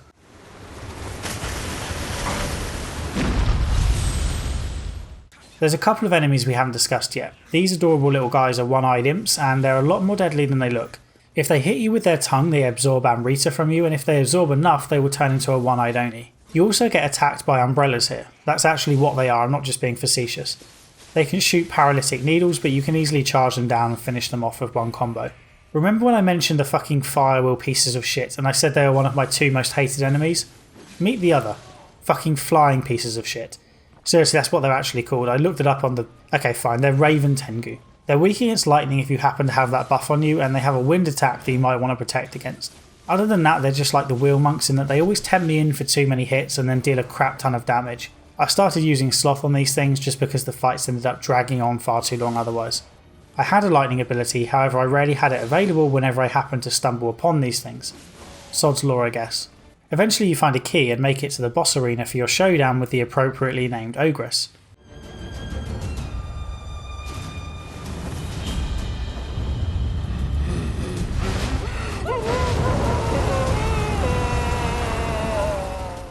There isn't much room for error in this fight. She has one-hit kill attacks and can lock you into combos that are basically the same thing. Those claws are absolutely deadly, and she has a grab attack that will take nearly all your health. The good news is that it's not all that difficult to avoid these hits. You can duck under her swipes and hack away at her side, and her grab attack is telegraphed with yokai pollution appearing on her hands just before she hits you. It wasn't until I finished the game and saw some footage of this fight online that I noticed the Ogress has a second phase where she grows flowers on the ground which form small pools of yokai corruption. I fought this boss a few times, but she never did this against me. I've no idea why, I just got lucky I guess. I finished her off with a living weapon, but once you get the attacks down you shouldn't have too many problems. After the fight, Okatsu shows up again and decides that you're different from other samurai because you're in search of someone you love. That someone just happens to be a fairy, but William keeps quiet about that bit. Okatsu now gives you her story. She's Lord Ieyasu's daughter, although they don't have a great father-daughter relationship, and you're about to maybe reconsider being on his side. Ieyasu is ruthless. He killed his wife to protect the family name and killed his son to protect his own life. We're never expressly told this, but the Ogress is actually Lord Ieyasu's dead wife, and she was weeping at the burial chamber of her son. It's another moment that might have had a lot more resonance if I hadn't had to look that up in the memories section afterwards. Okatsu ran away when Ieyasu arranged a marriage for her, and she trained to become a ninja. The lilies and yokai around here are supposedly the result of a deep grudge against Ieyasu. Okatsu refuses to go with you because she doesn't want to meet her father. Understandable enough. We finally get to meet Lord Ieyasu, although by now you should know not to expect any proper introduction. William tells Ieyasu his story, and in return he tells William he is determined to create a world without war. It's hard to sympathise with him now you know what he did to his wife and son, mind you. The revelation about his backstory might have been better served after we meet him. We could get to know Ieyasu and believe in his cause before getting the big reveal.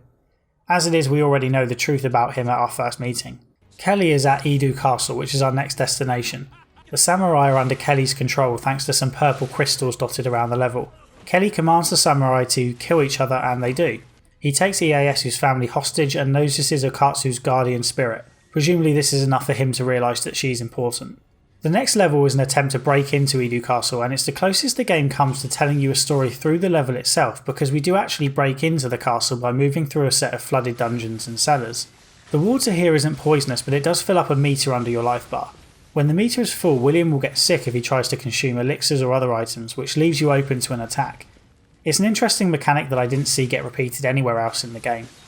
The purple crystals work in a similar way to the yellow ones.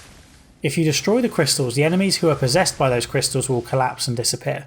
After making it through the sewers, you open the doors to the inside of the castle walls. There are a few enemies here, but it's much easier to destroy the crystals, so that's likely what you'll do. When you enter the boss arena, you're greeted by Honda Tadakatsu, who has purple eyes and is standing close to purple crystals. No prizes for guessing what you have to do here. I quickly destroyed 2 out of the 3 crystals before he got in a quick hit and killed me.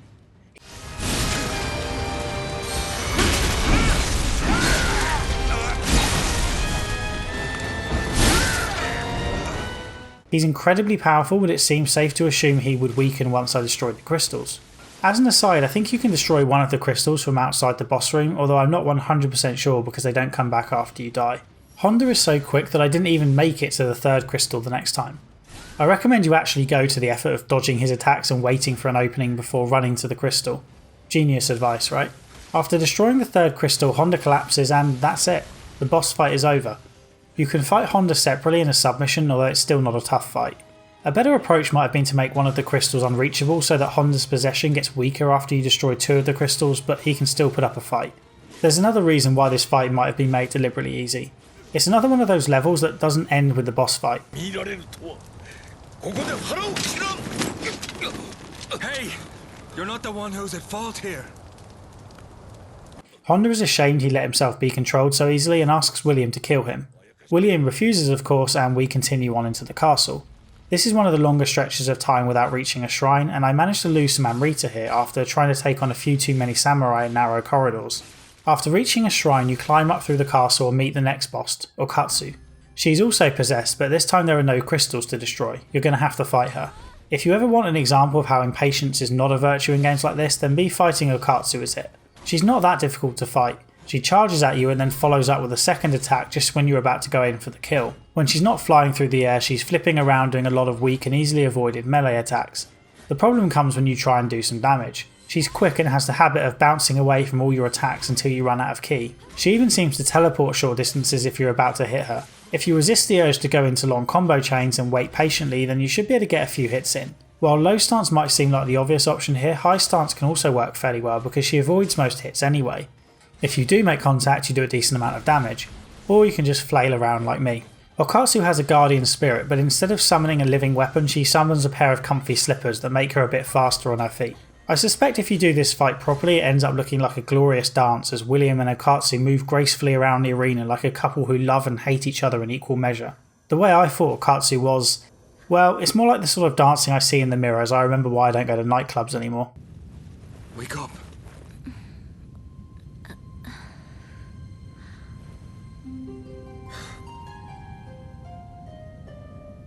私のこと助けに。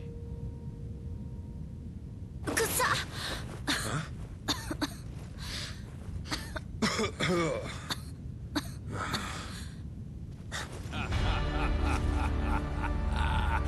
Why, hello there. Where is Saorsha? This spirit is a remarkable servant.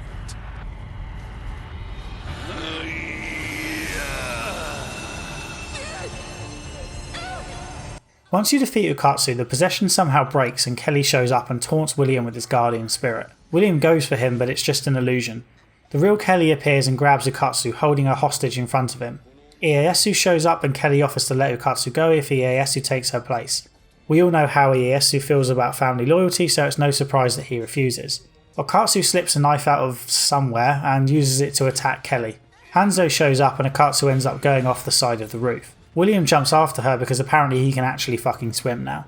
It looks a bit silly for William to jump after her like this, but Okatsu does have her hands tied, so it makes sense that she might need some help. What doesn't make a lot of sense is that she has fallen from the top floor and somehow cleared all the tiers of the castle that protrude out below her. Honda shows up and Kelly disappears once again.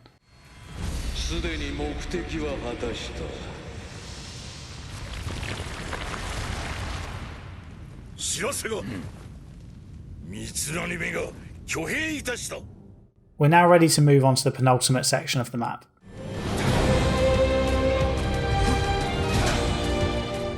Before starting the next mission, let's do a quick level check. Despite having done nearly every submission, I'm currently 20 levels below the recommended mission level of 96. You head to Fushimi Castle, which is where the previous overlord died. Ieyasu used to have it under his control, but after he left, an army of 40,000 made a move to claim it. A new yokai is introduced in the cutscene. It looks appropriately intimidating, but you face one immediately upon starting the level, and it's not all that much harder than other yokai. It's also a bit dumb. One of them set himself on fire in an attempt to reach me. Some effort has been made to make this feel like a real battlefield with blockades set up and archers standing on the appropriate vantage points. Obviously there aren't 40,000 enemies to tear through, but I tried to maintain a degree of realism in my expectation for video game battles. You make it inside the castle, which is also on fire, and keep moving up until you reach the boss. Saika Magoichi greets you by saying that you need to die. The Saika part of his name is actually a title of sorts because he's head of the Saika clan. This boss is another example of why I'm so reluctant to describe bosses as easy or hard. I beat this boss on the first go, but I can easily see how it could go wrong if you can't get into a rhythm. The bombs he throws down are easy enough to dodge, but he follows them up with a shot from his rifle. Fortunately, if you stay underneath him, you should be able to avoid the worst of this. In addition, this is the only enemy I'm aware of who can throw off the lock-on camera whenever he flies up into the air. I assume this is to stop the camera getting awkwardly stuck on walls in a relatively cramped space, however this doesn't happen with Hino Enma even when you fight her in close quarters later on. If you see a flash of his knife, then it means he's about to launch into a melee attack. I beat him on the first attempt after staggering him with some combos, however I know for a fact that this boss isn't easy because I fought him a second time in a submission later, and holy crap, that fight was hard. He didn't have any new attacks that I noticed, but he was a lot more aggressive with the ones he did have. I haven't counted, but the second fight against this guy might be the one that took me more attempts than any other in the game. Saika doesn't die. Instead, William gets surrounded, but a man called Mototada shows up and insists on fighting them all to the death while William gets to safety so that he can kill Kelly. Mototada is another real-life figure who did actually die at the defense of this castle, which is quite cool. Again, I didn't actually know this at the time, so it's another scene that fell rather flat. I appreciate that part of this is just my lack of knowledge of Japanese history, but it would have been nice to get a little more help following parts like this.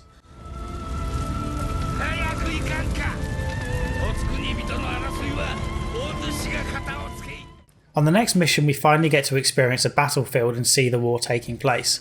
It's not a particularly active battlefield, but it is a battlefield nonetheless. This is another level that has two bosses, and it's not long before you meet the first one.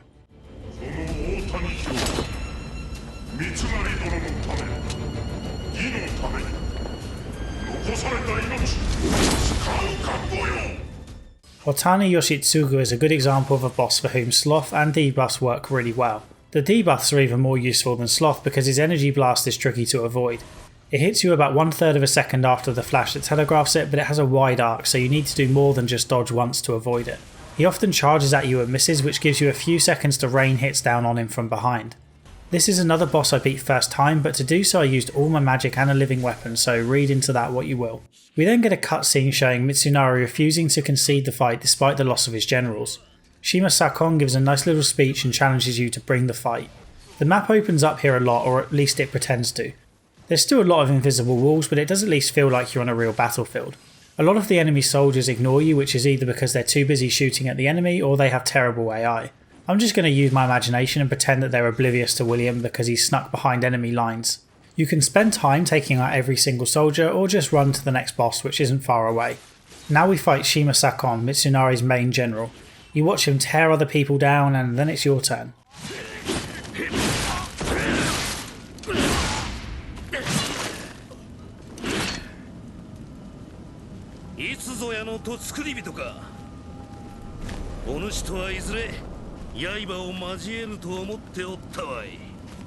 I want Kelly, not you.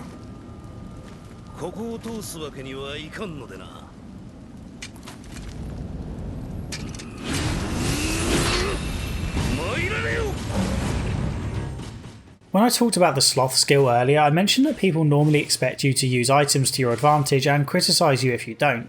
If you don't use any items, Sakon is a damn tough boss. He fights with a spear in high stance and yet can attack at the speed of low stance. He also has his own guardian spirit, which is much more powerful than a pair of fluffy rabbit slippers. His lightning attack can be a one-hit kill, however like other living weapons it doesn't last forever. So yeah, if you try to take this guy on without any special items, you're going to struggle. Fortunately, if you have a healthy supply of water pots, you won't have too many problems. Water pots create pools of yokai corruption to slow ki regain, and if you hit the enemy with one, they'll take a huge hit to their stamina. With a few good throws, you'll be able to do special attack after special attack on Sakon and take him down without too many problems.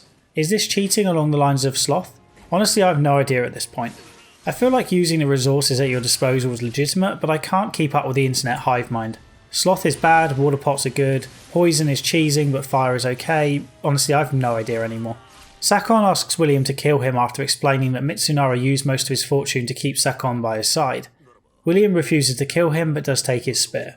Kelly pops up again and offers to save Sakon if Mitsunari is prepared to sacrifice 300 of his men to a spell. Mitsunari agrees.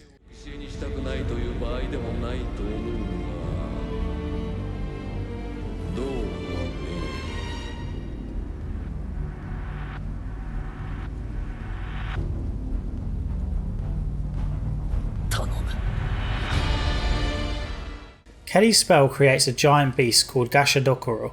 At no point do we see Sakon again, so I don't understand why Kelly said he could save him. Maybe he was lying, but I'm not sure why. Let's skip straight to the next mission and get up close and personal with Gashadokuro. The stakes are raised pretty drastically here. It's no longer a battle for Japan but for the fate of humanity.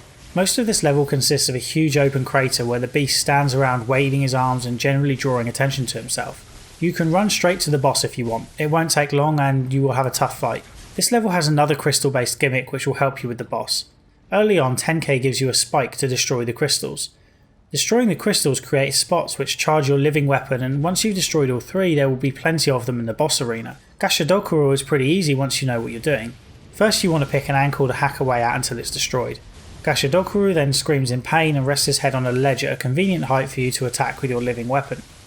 You then do the same for the next ankle, and thanks to the pulls that recharge your living weapon, it should be ready to go again by the time you rest his head on the ledge. Next you'll need to drop down a level and bait out his hands to do the same again. And that's it. It's not particularly difficult, but I like it when bosses have a certain mechanic or trick to beating them. It makes a nice break from pure skill fights once in a while. Once you've done your part, 10k shows up and does some Gandalf level shit to finish him off.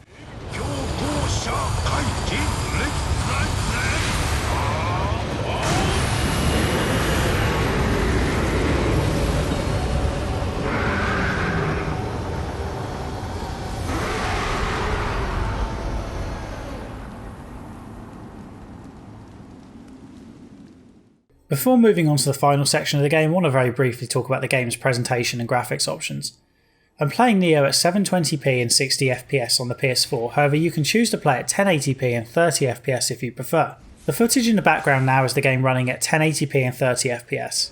I much prefer playing at 60fps even if the graphics have to take a bit of a hit. If you have a PS4 Pro you can play at 1080p 60fps or upwards of 440p at 30fps. Both the PS4 and the PS4 Pro have a variable mode which tries to find a balance between high resolution and frame rate but ends up with a rough mixture that I couldn't ever imagine playing for any length of time.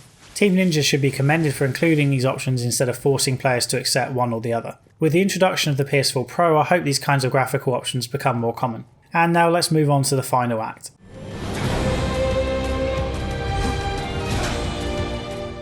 It's time for the final attack on Kelly and Lord Mitsunari. Two men show up randomly in this cutscene, Lord Naomasa and Lord Kobayakawa, who are both generals for Ieyasu. You can fight Naomasa later in a submission, but for now we don't know much about him. In real life he made his units dress in red and as such they became known as the Red Devils. William heads to Mount Ibuki because there are reports of large spirit stones and therefore Kelly might be there. You move through a mountain and then along the cliff until you come to a bridge which leads to a small wooded area crawling with yokai. There's a save point near the base of a large set of steps which probably tells you all you need to know about what's at the top. We now come face to face with Lord Mitsunari. Mitsunari wants Kelly to resurrect Hideyoshi, the former overlord, but Kelly has other plans. He transforms Mitsunari into a beast so that Mitsunari can buy him some time and then heads off to resurrect Oda Nobunaga instead. Nobunaga is the overlord who died about 20 years previously and was known as a skilled but absolutely ruthless ruler. This is a tough fight. Mitsunari starts off with a wind attack, but if you're quick you can charge him down and lock him in for a few hits. He has a grab attack that's tough to avoid unless you notice the flash that happens about a second before he hits you. That's enough time to get out of the way so long as you know what you're looking for, but I find signals like that quite hard to spot in the heat of the moment. He shoots wind projectiles out in all directions that I had a hell of a time avoiding. There's even a flying snake which I assume is a gift from Kelly. This is a good example of how the sloth skill doesn't make bosses a pushover because it doesn't affect projectiles like this. In fact, it can make things quite tough because the boss is moving slower but the projectile comes out with the usual speed. It throws you off if you aren't careful. There's plenty of challenge here regardless of what skills you use. Mitsunari's major weakness is a tendency to lock himself into long combo chains, so if you avoid the first hit you can attack him while he finishes off his own set of flashy moves. This boss is tough and I don't have any great advice for defeating him. I used talismans for resistance to wind and lightning buffs for my weapons, but it still took about 10 tries. Tenkei shows up after the fight, and seriously, how many times have post-boss cutscenes started with someone showing up like this? Anyway, Tenkei shows up and resurrects Mitsunari. Tenkei then reveals himself to be none other than, wait for it, Akechi Mitsuhide. I know, right? Mind blown. Just in case you somehow missed the non-existent references to Akechi Mitsuhide, well, he's the man who killed Oda Nobunaga many years ago. At this point I honestly don't think I'd be following this story even if it were based on English history. Frankly, it's so badly told that it could be my own fucking family and I'd still have to look up who's who. William continues the quest to stop Kelly, but now plans to resurrect the previous Overlord as part of his whole taking over the world plot. But first William needs to kill some more yokai.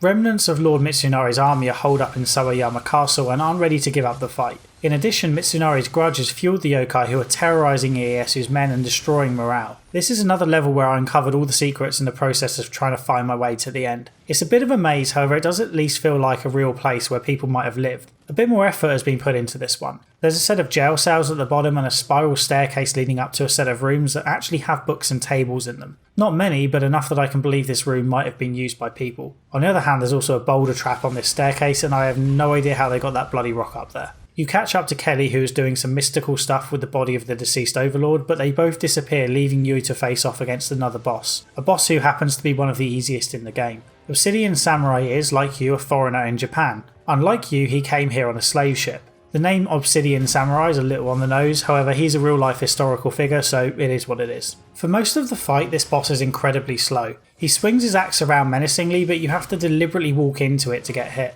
I did. I was testing how much damage he did. I'm not using Sloth in this fight, but I wish I had. It would be interesting to see just how slow he can get. He does bring out a sword at one point and becomes vaguely threatening, but just as you're getting a decent fight, he puts it away again. Many of the fights against Revenants were tougher than this, as were the dojo fights, and I'm not exaggerating. The Obsidian Samurai worked for Nobunaga and is full of guilt for not being able to save his master. He was seduced by Kelly's power but doesn't think his master should be resurrected. In case you forgot that your side of the war isn't all that innocent, you get a short scene where Lord Ieyasu talks about destruction in the name of peace. We're near the end now. There's only one major level left, but it's a big one with 3 new bosses and a few old ones. It's also the best level in the game both in terms of the visuals and the enjoyment I got from playing it. Lord Oda Nobunaga has been resurrected, so William goes into battle with Hanzo and Akatsuo at his side.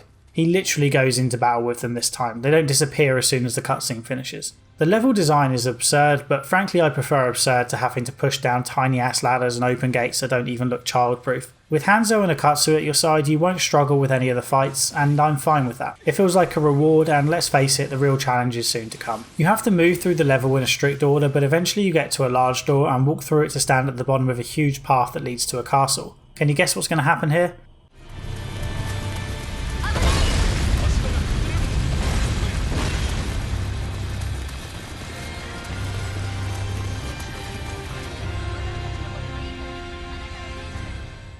Yeah, William heads up the path, but it breaks behind him, so he has to go it alone. You make it into a large room with 4 ominous looking doors. Behind each one is a boss you fought earlier in the game. This probably isn't the second time you're fighting them either. It was at least the 4th time I'd fought Onryoki, the 4th time I'd fought Nioh, and the 3rd time I'd fought Hino Enma.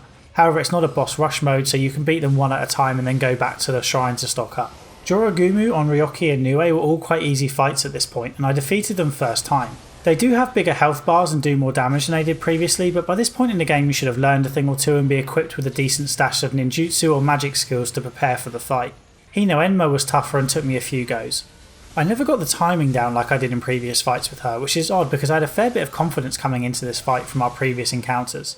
Once all 4 bosses are dead, you face off against Overlord Oda Nobunaga. He's more style than substance. He can use every type of elemental damage, but if you avoid the lightning strikes you probably won't struggle too much. I recommend a long range weapon like a spear to make sure you get a few hits in after his combos. He's fairly relentless in his attacks at times, but as a result he'll run out of stamina occasionally. You don't need to get him down to 0 health because the fight stops at about the 25% point. This time there's actually a good reason for the fight to be interrupted by a cutscene. Nobunaga gets the upper hand in the fight and is about to kill William. Kelly turns up to watch and gives the kill order. Nobunaga refuses and walks off, giving a speech about how bad an idea it was to bring him back. We don't see him again, so don't get your hopes up thinking he's going to help you out at some point.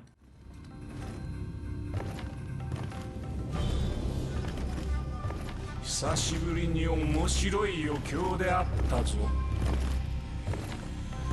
この信長の野望、道半ばであったが未練なずまい。猿も狸もわしの敷いた道を歩んでおる。We go straight from this to another boss fight, and this time it's with Kelly. For once he doesn't just disappear. It seems the general consensus on this fight is that it's quite an easy one, but it took me about 5 goes to get the timing down. He can use that snake as a projectile, and sometimes it will circle in on you instead of just flying straight past. If he slams his fist into the ground, that means you can expect a snake up your ass sometime soon. His most deadly attack is a stab that he does after vanishing and appearing next to you. As with most of the bosses, you can't really criticise these attacks for not being well telegraphed, so it's just a case of learning the timings. As with many human bosses, Kelly is susceptible to running out of stamina, so if you let him do his thing for long enough, then he'll give you an opening to do some pretty flashy moves of your own.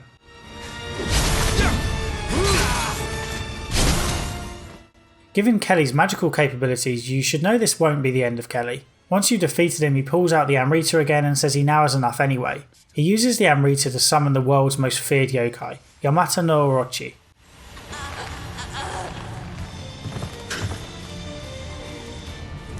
I didn't expect to need to use it here.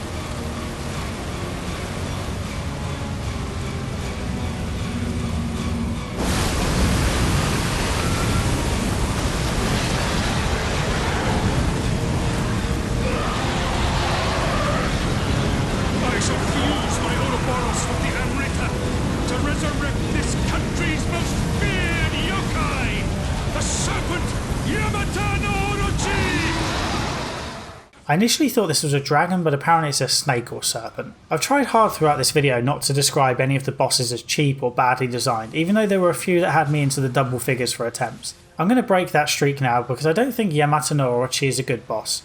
He's an impressive boss to look at and there's nothing wrong with the phases, but the execution ends up being far too frustrating. It's a great spectacle of a fight, but I didn't particularly enjoy it. Of course, there are plenty of people out there who can beat it without even dodging and without taking a single hit. Not me. You start off facing a single serpent head and don't have to do much more than avoid a laser attack from its mouth. Once you've defeated the first head, 2 more pop up and you have to do the same thing again, making sure you avoid attacks from the other one while you're attacking. This is easier said than done because it's hard to tell exactly when your attacks are going to make contact with the neck of the serpent. It's also hard to keep both in view even if you unlock the camera, so you're nearly always going to take a bit of damage. It's when one of these 2 heads is defeated that I felt the boss became a little cheap.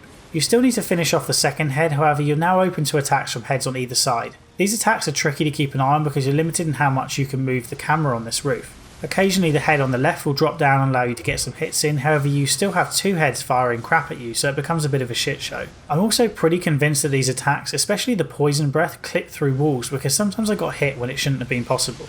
I never got this section of the fight down, so I would just go for it and hope I didn't get hit. Sometimes it worked, sometimes it didn't. Once both of these serpent heads are down, you'll face off against 6 different heads, 1 for each elemental power. The good news is that there are convenient crystals to hide behind. If you stand in a precise spot behind the crystals, you can usually avoid all the attacks.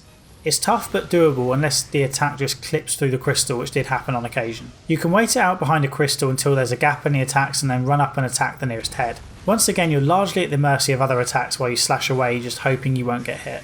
Occasionally a dragon head will lunge for you and end up shattering the crystal before falling over and leaving itself open for a few attacks. You should use high stance here to eliminate it as quickly as possible. I have no idea what triggers the dragon heads to shatter the crystals. Sometimes I was able to kill them before they did it, while other times they did it before I even attacked. To avoid getting surrounded, you're best off starting with either the one on the far left or the far right and then working your way around. At least that way you won't get attacked from both sides. I went to the far left then the far right for some reason, but that also works. When there's only 1 head left, Yamata no Orochi's health bar fills up again and this final head can do every type of elemental damage. As you might have noticed, this boss fight is quite long by comparison to the others. This part of the fight felt like an absolute nightmare, but I also didn't make all that many attempts. It just takes a long time to get to this stage, so any deaths here are all the more painful. Once at this phase, I kept wasting my living weapon because it's so bloody difficult to judge when you can make contact with the boss. In addition, just to add to my frustration, I got this boss down to a sliver of health twice and then died in my desperation to get a few hits in. This was doubly stupid because I could have just shot him with my fairly powerful rifle. After these 2 deaths I had to go for a walk, and when I came back I finally defeated him. I almost forgot to turn on my capture card, however fortunately I caught the last minute of the fight.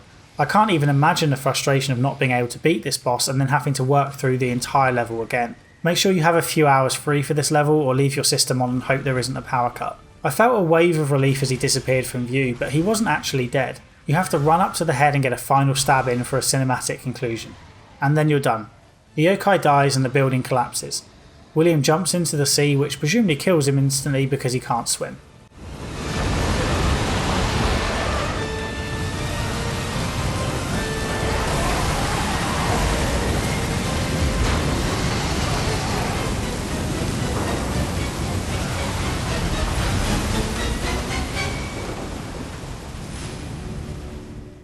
When you regain control, you can pick up some divine gear which is lying around and then confront Kelly. There's a brief animated scene which shows us that Kelly was working under the command of a man known as Sir D, who is using the Amrita for experiments. I imagine most players will already know that Kelly was not the ultimate bad guy due to the scene right back at the beginning in the Tower of London. However, listening into that conversation was totally optional, so there's a good chance that people missed it or just forgot about it. William kills Kelly in a cutscene. All of your efforts worthless.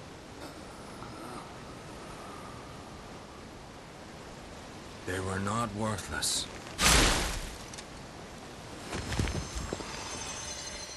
I'd like to have had control for this bit because this guy pissed me off throughout the entire game. William finally gets his original guardian spirit back.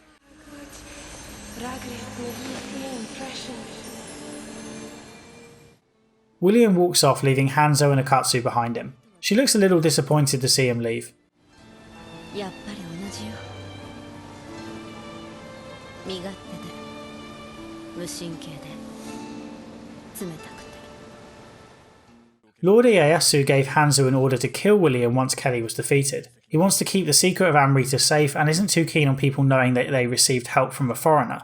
Hanzo refuses to kill William and tells Ieyasu he did it anyway. Ieyasu sees through the lie, but I'm not entirely sure he cares.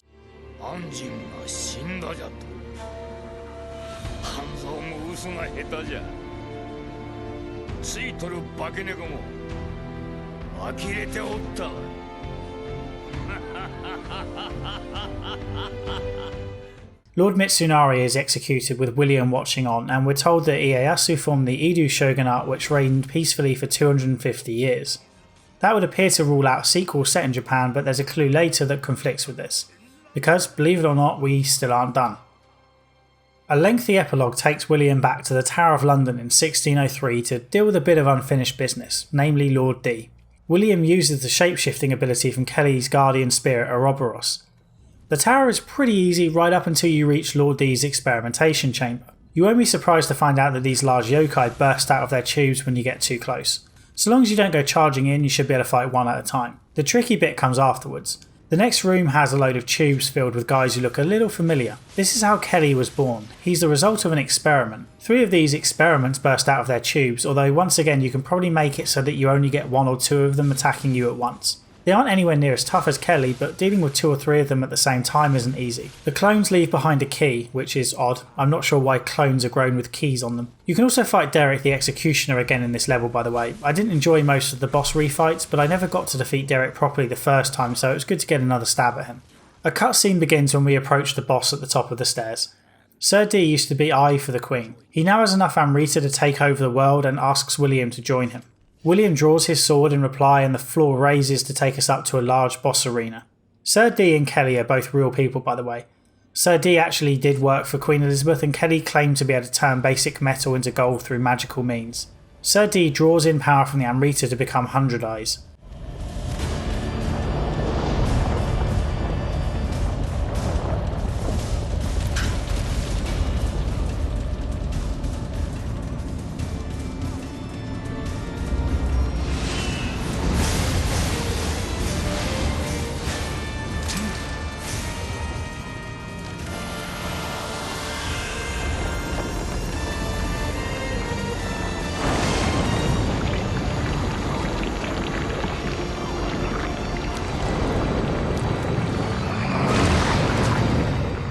This is a boss that is so nearly awesome and yet ended up pissing me off quite a lot. It's relatively easy at first. You get behind him and hack away, taking care to avoid the tentacles that can pretty much one-hit kill you if you're not careful. 100 Eyes has the usual assortment of slashes and jump projectile attacks that can be avoided without too many problems, but it's when he summons the eyes that things get interesting. These red eyes can replenish his health and also kill you, which is a nice double whammy. You don't get much of a chance to dodge their laser attacks, and if you get hit by one, there's a good chance you'll get hit by another 2 or 3 until you're dead.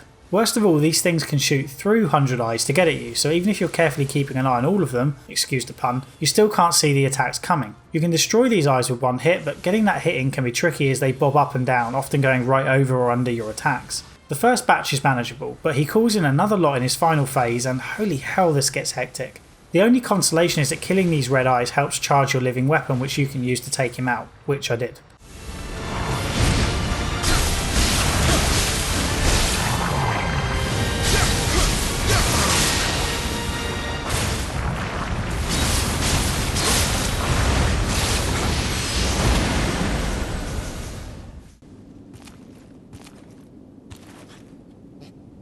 The final scene shows you cutting Sir D's eyes.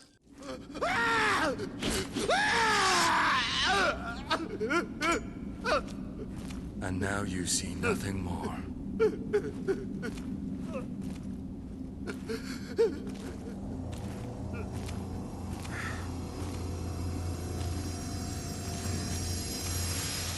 William then gets a vision of Hanzo in battle and heads back to Japan.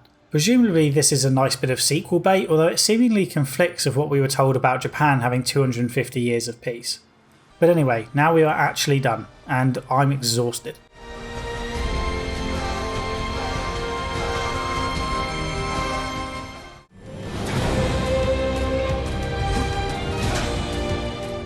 Before getting into sequel ideas, I'm going to talk a bit about some of the problems with the game's combat, because while I think it's a lot of fun, I did notice some issues that are worth discussing. Coming from Bloodborne, one of the first things I noticed in Nioh is the lack of invincibility frames. In Bloodborne you're encouraged to spam the dodge button a lot because your roll contains a large amount of iframes. There's no blocking in Bloodborne, although you can do a form of parry with your gun if you get the timing right. From my limited experience with the other Souls games, even though you can block, you're usually better off dodging, due again to the generous invincibility frames and the stamina hit you get from blocking. It's also hard or even impossible to raise your shield when the enemy has already started a combo. Nioh has far fewer invincibility frames, and in fact you're often better off blocking attacks because you get a few frames after each attack to respond before the next one. You can actually interrupt a combo with your block. I spent a long time looking at the game's invincibility frames, and to be perfectly honest I still don't entirely understand it. Take the following with a grain of salt. I believe you get more iframes when you perform a dodge in low stance compared to high stance. You still have to time it well, but there appears to be more flexibility with these dodges. You still get some iframes in high stance, but it's much harder to get the timing right.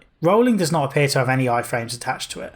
I'm perfectly happy to be corrected on this if anyone has any additional insight. This fight shows me getting hit with one swing, but not with a follow-up that appears to go right through me. It's possible that the handle of the weapon isn't active, but I think it's more likely that I've triggered some iframes here by dodging. I don't have any particular problem with the lack of iframes. The game's appropriately balanced for it, and it means that spamming dodge or roll isn't a guaranteed way to avoid attacks. The lack of iframes does make tracking attacks more of an issue. Tracking attacks tend to be a bit controversial. They're used to stop you constantly running around enemies to avoid their attacks and force you to use more precise dodge timing. It doesn't always look entirely natural though, with enemies swiveling in mid-air in unusual ways which can detract from the experience a bit. The large bosses are particularly guilty of this, with White Tiger and Jorugumu turning in mid-air to stop you just running to the side of their jump attacks.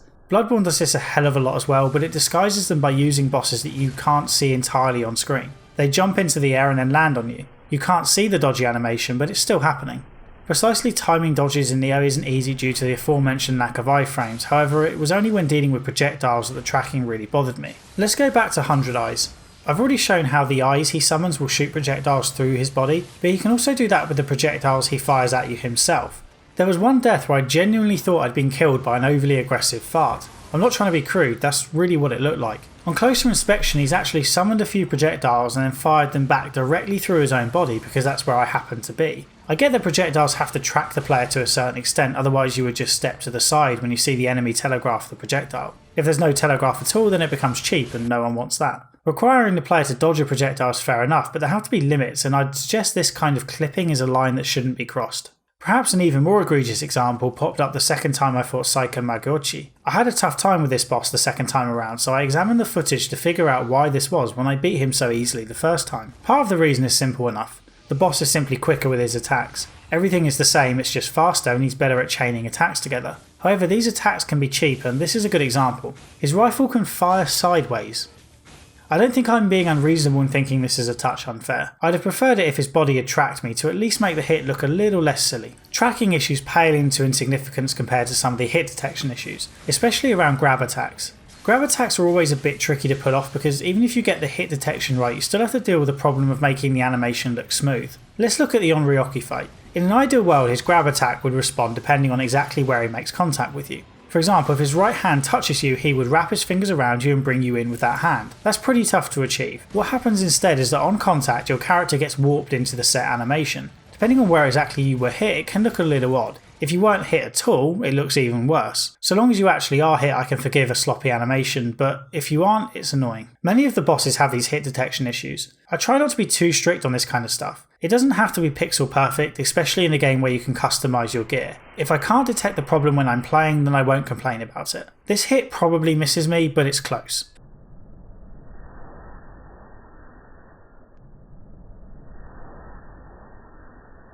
It's also possible that your weapons form part of your hitboxes. There were a few instances where the only part of William that might have been hit was a trailing sword. Take these two clips from my fight with Obsidian Samurai as an example. These attacks look pretty much identical to me. The only difference is that my sword is trailing behind in one image. I rarely encountered these problems outside of boss fights. That could be attributable to the faster pace and lower stakes of normal enemy fights, but I wonder if it's more about the big bosses having generous active weapon boxes. In other words, it's not William's hitbox that's the problem, it's the enemies. I never examined Bloodborne frame by frame in the way I have done with Nioh, but I feel confident in saying that Bloodborne had far more issues with its hit detection. However, I don't want to let Nioh off just because it's an improvement on that. This sort of stuff shouldn't happen, particularly with grab attacks. They look clunky enough as it is, don't make them look even worse with shoddy hit detection. It's about time I talked about levelling because I made a grand claim at the beginning of this video by saying that it's broken, and it is. I finished the game more than 30 levels below the recommended level, and bear in mind that I am not particularly skilled at this game. I'm the type of guy who would rather go in a bit over leveled and take the edge off. I rarely play games under leveled for very long, and yet I played the entire second half of the game under leveled despite hardly losing any Amrita to dying and doing nearly all of the side content. I didn't do many of the Twilight missions, however they don't grant a lot of Amrita and tend to also be of a high level, so you still have the problem of being under leveled for that content. I didn't grind levels for Amrita, but I shouldn't have to do that to stay at roughly the appropriate level for the main missions. The lack of connection between the player level and the recommended level isn't a huge problem because your player level simply isn't all that important, and that's why I'd argue that the levelling system is broken. The recommended level tells you what level your gear needs to be, not what your player needs to be. Your level is important, but it's secondary. You need to level up magic to unlock certain abilities, just like you need to level up your guardian spirit connection to unlock its full benefits. Obviously, the more you can increase your other stats the better, but they aren't the be all and end all. One proposal to fix the system is simply to increase the amount of Amrita awarded or reduce the recommended level for missions. That would work, however, the more I thought about it, the more I decided that Nioh's levelling system could do with a complete overhaul. Maybe you could get rid of the levelling system entirely, or kind of. Maybe it's more accurate to say it should be merged with the skill system that I discussed earlier. When you level up attributes, you get skill points to use on weapons, ninjutsu or magic. How about just skipping the character levelling entirely and skip straight to the skills? When you're ready to level up, you spend a skill point. If you unlock a sword ability, then in addition to getting that skill, you also get a boost to your sword stat. Likewise for other weapons, ninjutsu and magic. Each level should come with additional health and ki as well. If you add in some defense skills for armor, then you can improve your ability to handle heavy or light armor as well. This wouldn't really change all that much, it would just flip the system and remove a step that I'd argue is largely unnecessary despite it being a standard feature in games like this. There's a significant problem with my suggestion though. What do you do when you run out of skills to buy? Well, in that case I'd argue that you've reached a level cap of sorts. That's fine for the main game, but it could make a mess of New Game Plus. My suggestion for that issue is ripped straight from Diablo 3. After you hit the max level in Diablo 3, you earn Paragon points. You can allocate these to stats to earn tiny benefits to damage, health, mana, etc. The Paragon points don't make a huge difference, but it adds up over time.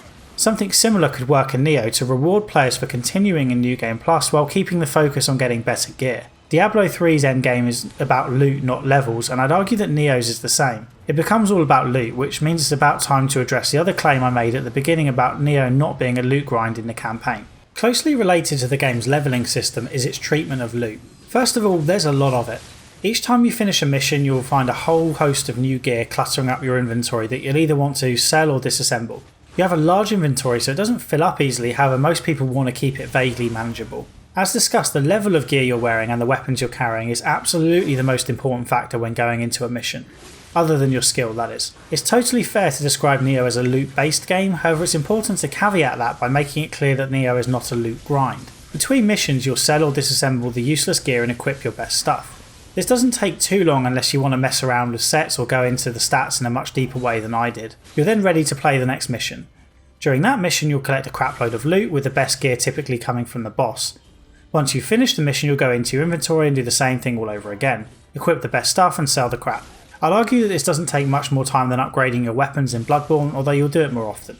If all the talk of Nioh's loot was what put you off, then I'd urge you to reconsider, because I don't believe it's a huge problem, at least not until you reach the end game. Once you hit New Game Plus, or Way of the Strong as the game calls it, your main objective is collecting better and better loot, typically in the form of sets of armour and weapons that you can combine for some significant bonuses. I've put about 10 hours into the end game at the time of writing this script. Not a great deal in the grand scheme of things, but enough that I have a feel for how it works. I stopped after 10 hours because I plan on doing a follow-up video to this one that covers all the DLC and perhaps a little more about New Game Plus. I don't want to end up over-leveled for the DLC, so I'm going to wait until it's all out to devote many more hours to the game. Even with just 10 hours in Way of the Strong, it's clear that collecting sets is the main objective. Fighting Revenants becomes much more rewarding here as well. You always stood a chance of getting good loot from those fights, but even if you hit the jackpot, the gear would be outdated within a mission or two. When you're in New Game Plus, you can get set items that will last you a long time, especially if you keep doing the soul matching to upgrade the gear. I appreciate that not everyone will enjoy a loot grind of any kind, but I do think it's important to clarify that the game is not a loot grind during the main campaign. Most reviews highlight the loot, and I wouldn't want that to put people off unnecessarily. So yeah, in Nioh, loot is important, but you can complete the game without ever grinding for loot.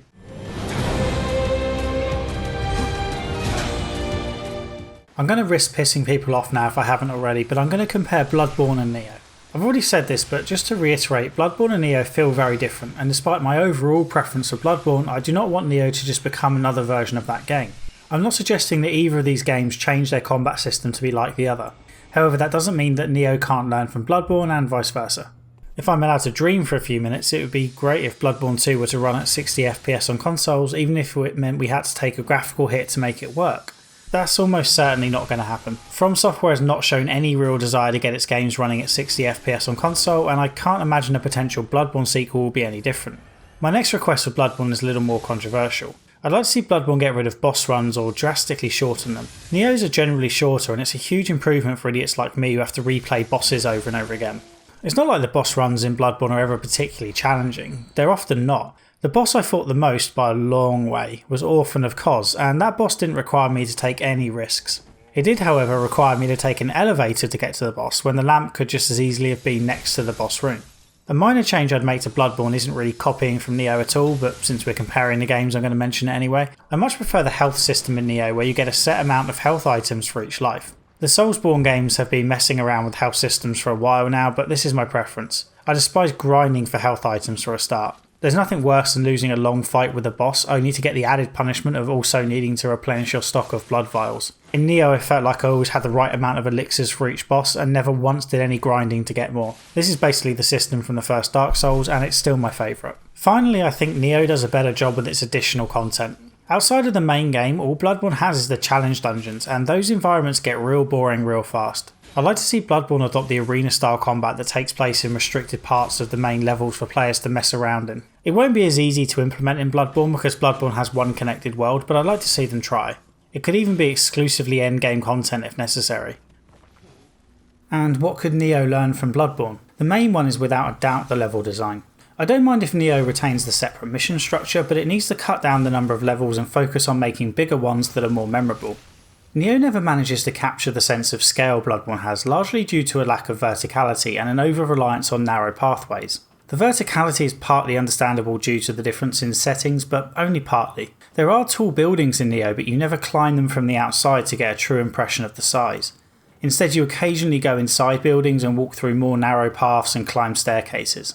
Many of the submissions take place in large open areas, but the main campaign is devoid of space in which to fight or options for how to approach combat.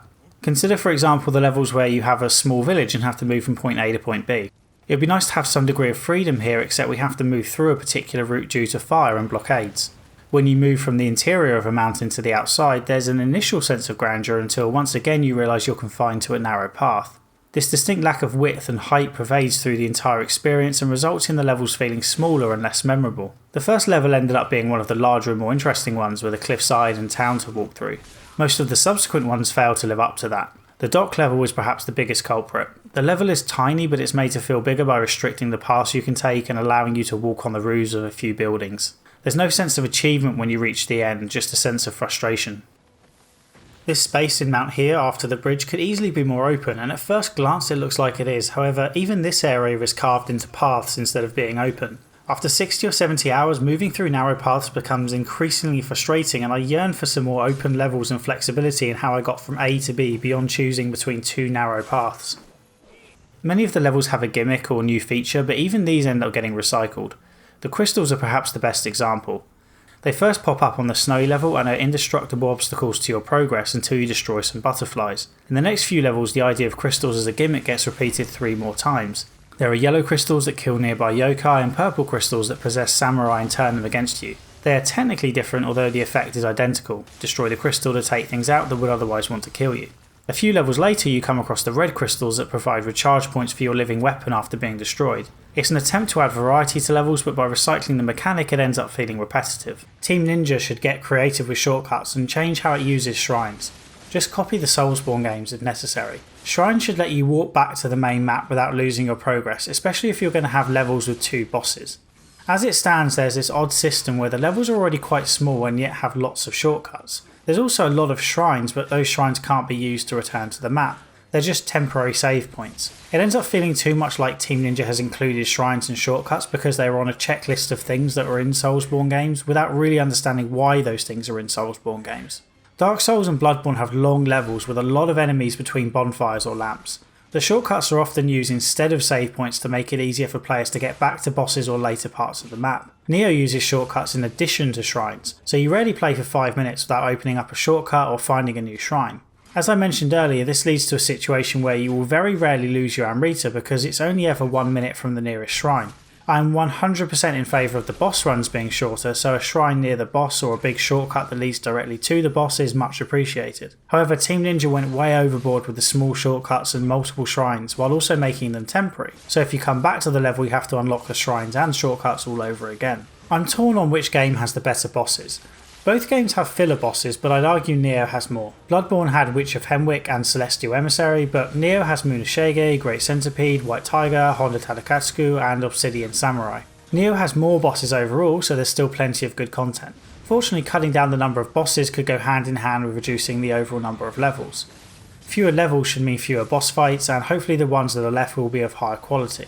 Bloodborne's bosses are more memorable, but I often preferred fighting Nioh's bosses because it was easier to pick out the tells. Many of Bloodborne's bosses are huge and don't fit on the screen. With the exception of Gashodokaru, Nioh's bosses are much easier to keep an eye on, and therefore it's easier to spot when an attack is coming. I remember fighting Blood-Starved Beast for the first time, and I found it almost impossible to identify the attacks. Blood-Starved Beast definitely does telegraph its attacks, but on my first playthrough all I saw was a beast throwing himself all over the screen. I wouldn't pick either game over the other when it comes to bosses, they both have strengths and weaknesses. I don't want to get too deep into discussion about Bloodborne's story. I'm in the camp that thinks it doesn't really have one. There are themes and background to the people and enemies you meet, but not much of a narrative within the game. Nioh certainly has a story, but the execution is a mess. Once again, that story can be improved in conjunction with cutting down the number of levels. There wouldn't be any need to move William from place to place every 5 minutes, and there could be more storytelling during the levels themselves. In many ways, I'm more excited about Nioh 2 than I am Bloodborne 2. I pity From Software in trying to make a follow-up to its masterpiece. I've mentioned a few potential areas for improvement, but it's not an easy task to improve on Bloodborne. Team Ninja's main focus should be working on the level design, but I'd also like to see it improve the endgame. First of all, Team Ninja should streamline the main campaign by moving all the submissions and side content to the endgame. Make the campaign somewhere around 30 hours max, and then give players loads of new content to experience once they've finished. By the time players complete Nioh's current campaign, they're likely exhausted and slightly fed up of all the repetitive levels. Even if they haven't done the Twilight missions, they've likely done each level at least twice, even if one time was in reverse. Speaking of Twilight missions, let's scrap them as a separate set of missions and have them be the New Game Plus missions. That way when players do carry on into New Game Plus, things will feel a little different. Twilight missions are good additional content, but they feel largely wasted in their current position. I can't imagine many people want to do each level twice over during their first playthrough, and once they've completed the game they're more likely to move into Way of the Strong instead of going back to Twilight missions, which might now be too easy. Since that content is already there, it makes sense to use it to spice up New Game Plus a bit instead. The other change I'd make to the endgame is more subtle, but important nevertheless. I haven't talked much about co-op in Nioh because I didn't use it. You can summon help during the game and you'll pull in a player who's already completed the level you're on. That player is likely going to be a higher level than you, which can obviously mess with the balance. To be fair, that's been a problem in Soulsborne games as well. What you can't do is play co-op with a friend unless you've both completed the level. Team Ninja has stated that playing the game with a friend would make the game too easy, so it won't implement it. That's fair enough. Ideally, Team Ninja would be able to make a co-op version retain the same balance as the single player, however balancing games like this is tough enough already, so I'm not going to push for it. What I will push for is being able to play co-op in New Game Plus. Once you've completed the game, you shouldn't have to worry about being told you're breaking the balance of the game. Just let players get on with it. There would be far fewer complaints about grinding for loot if you could do it while playing with friends. Sure, you'd churn through enemies, but that's kind of the point once you get to this stage. There's a reason people don't mind grinding in MMOs, and it's because they aren't doing it alone. I'd quite like to blow through groups of enemies and pick up tons of loot once I've completed the game for the first time, and I don't think many people would complain about the addition.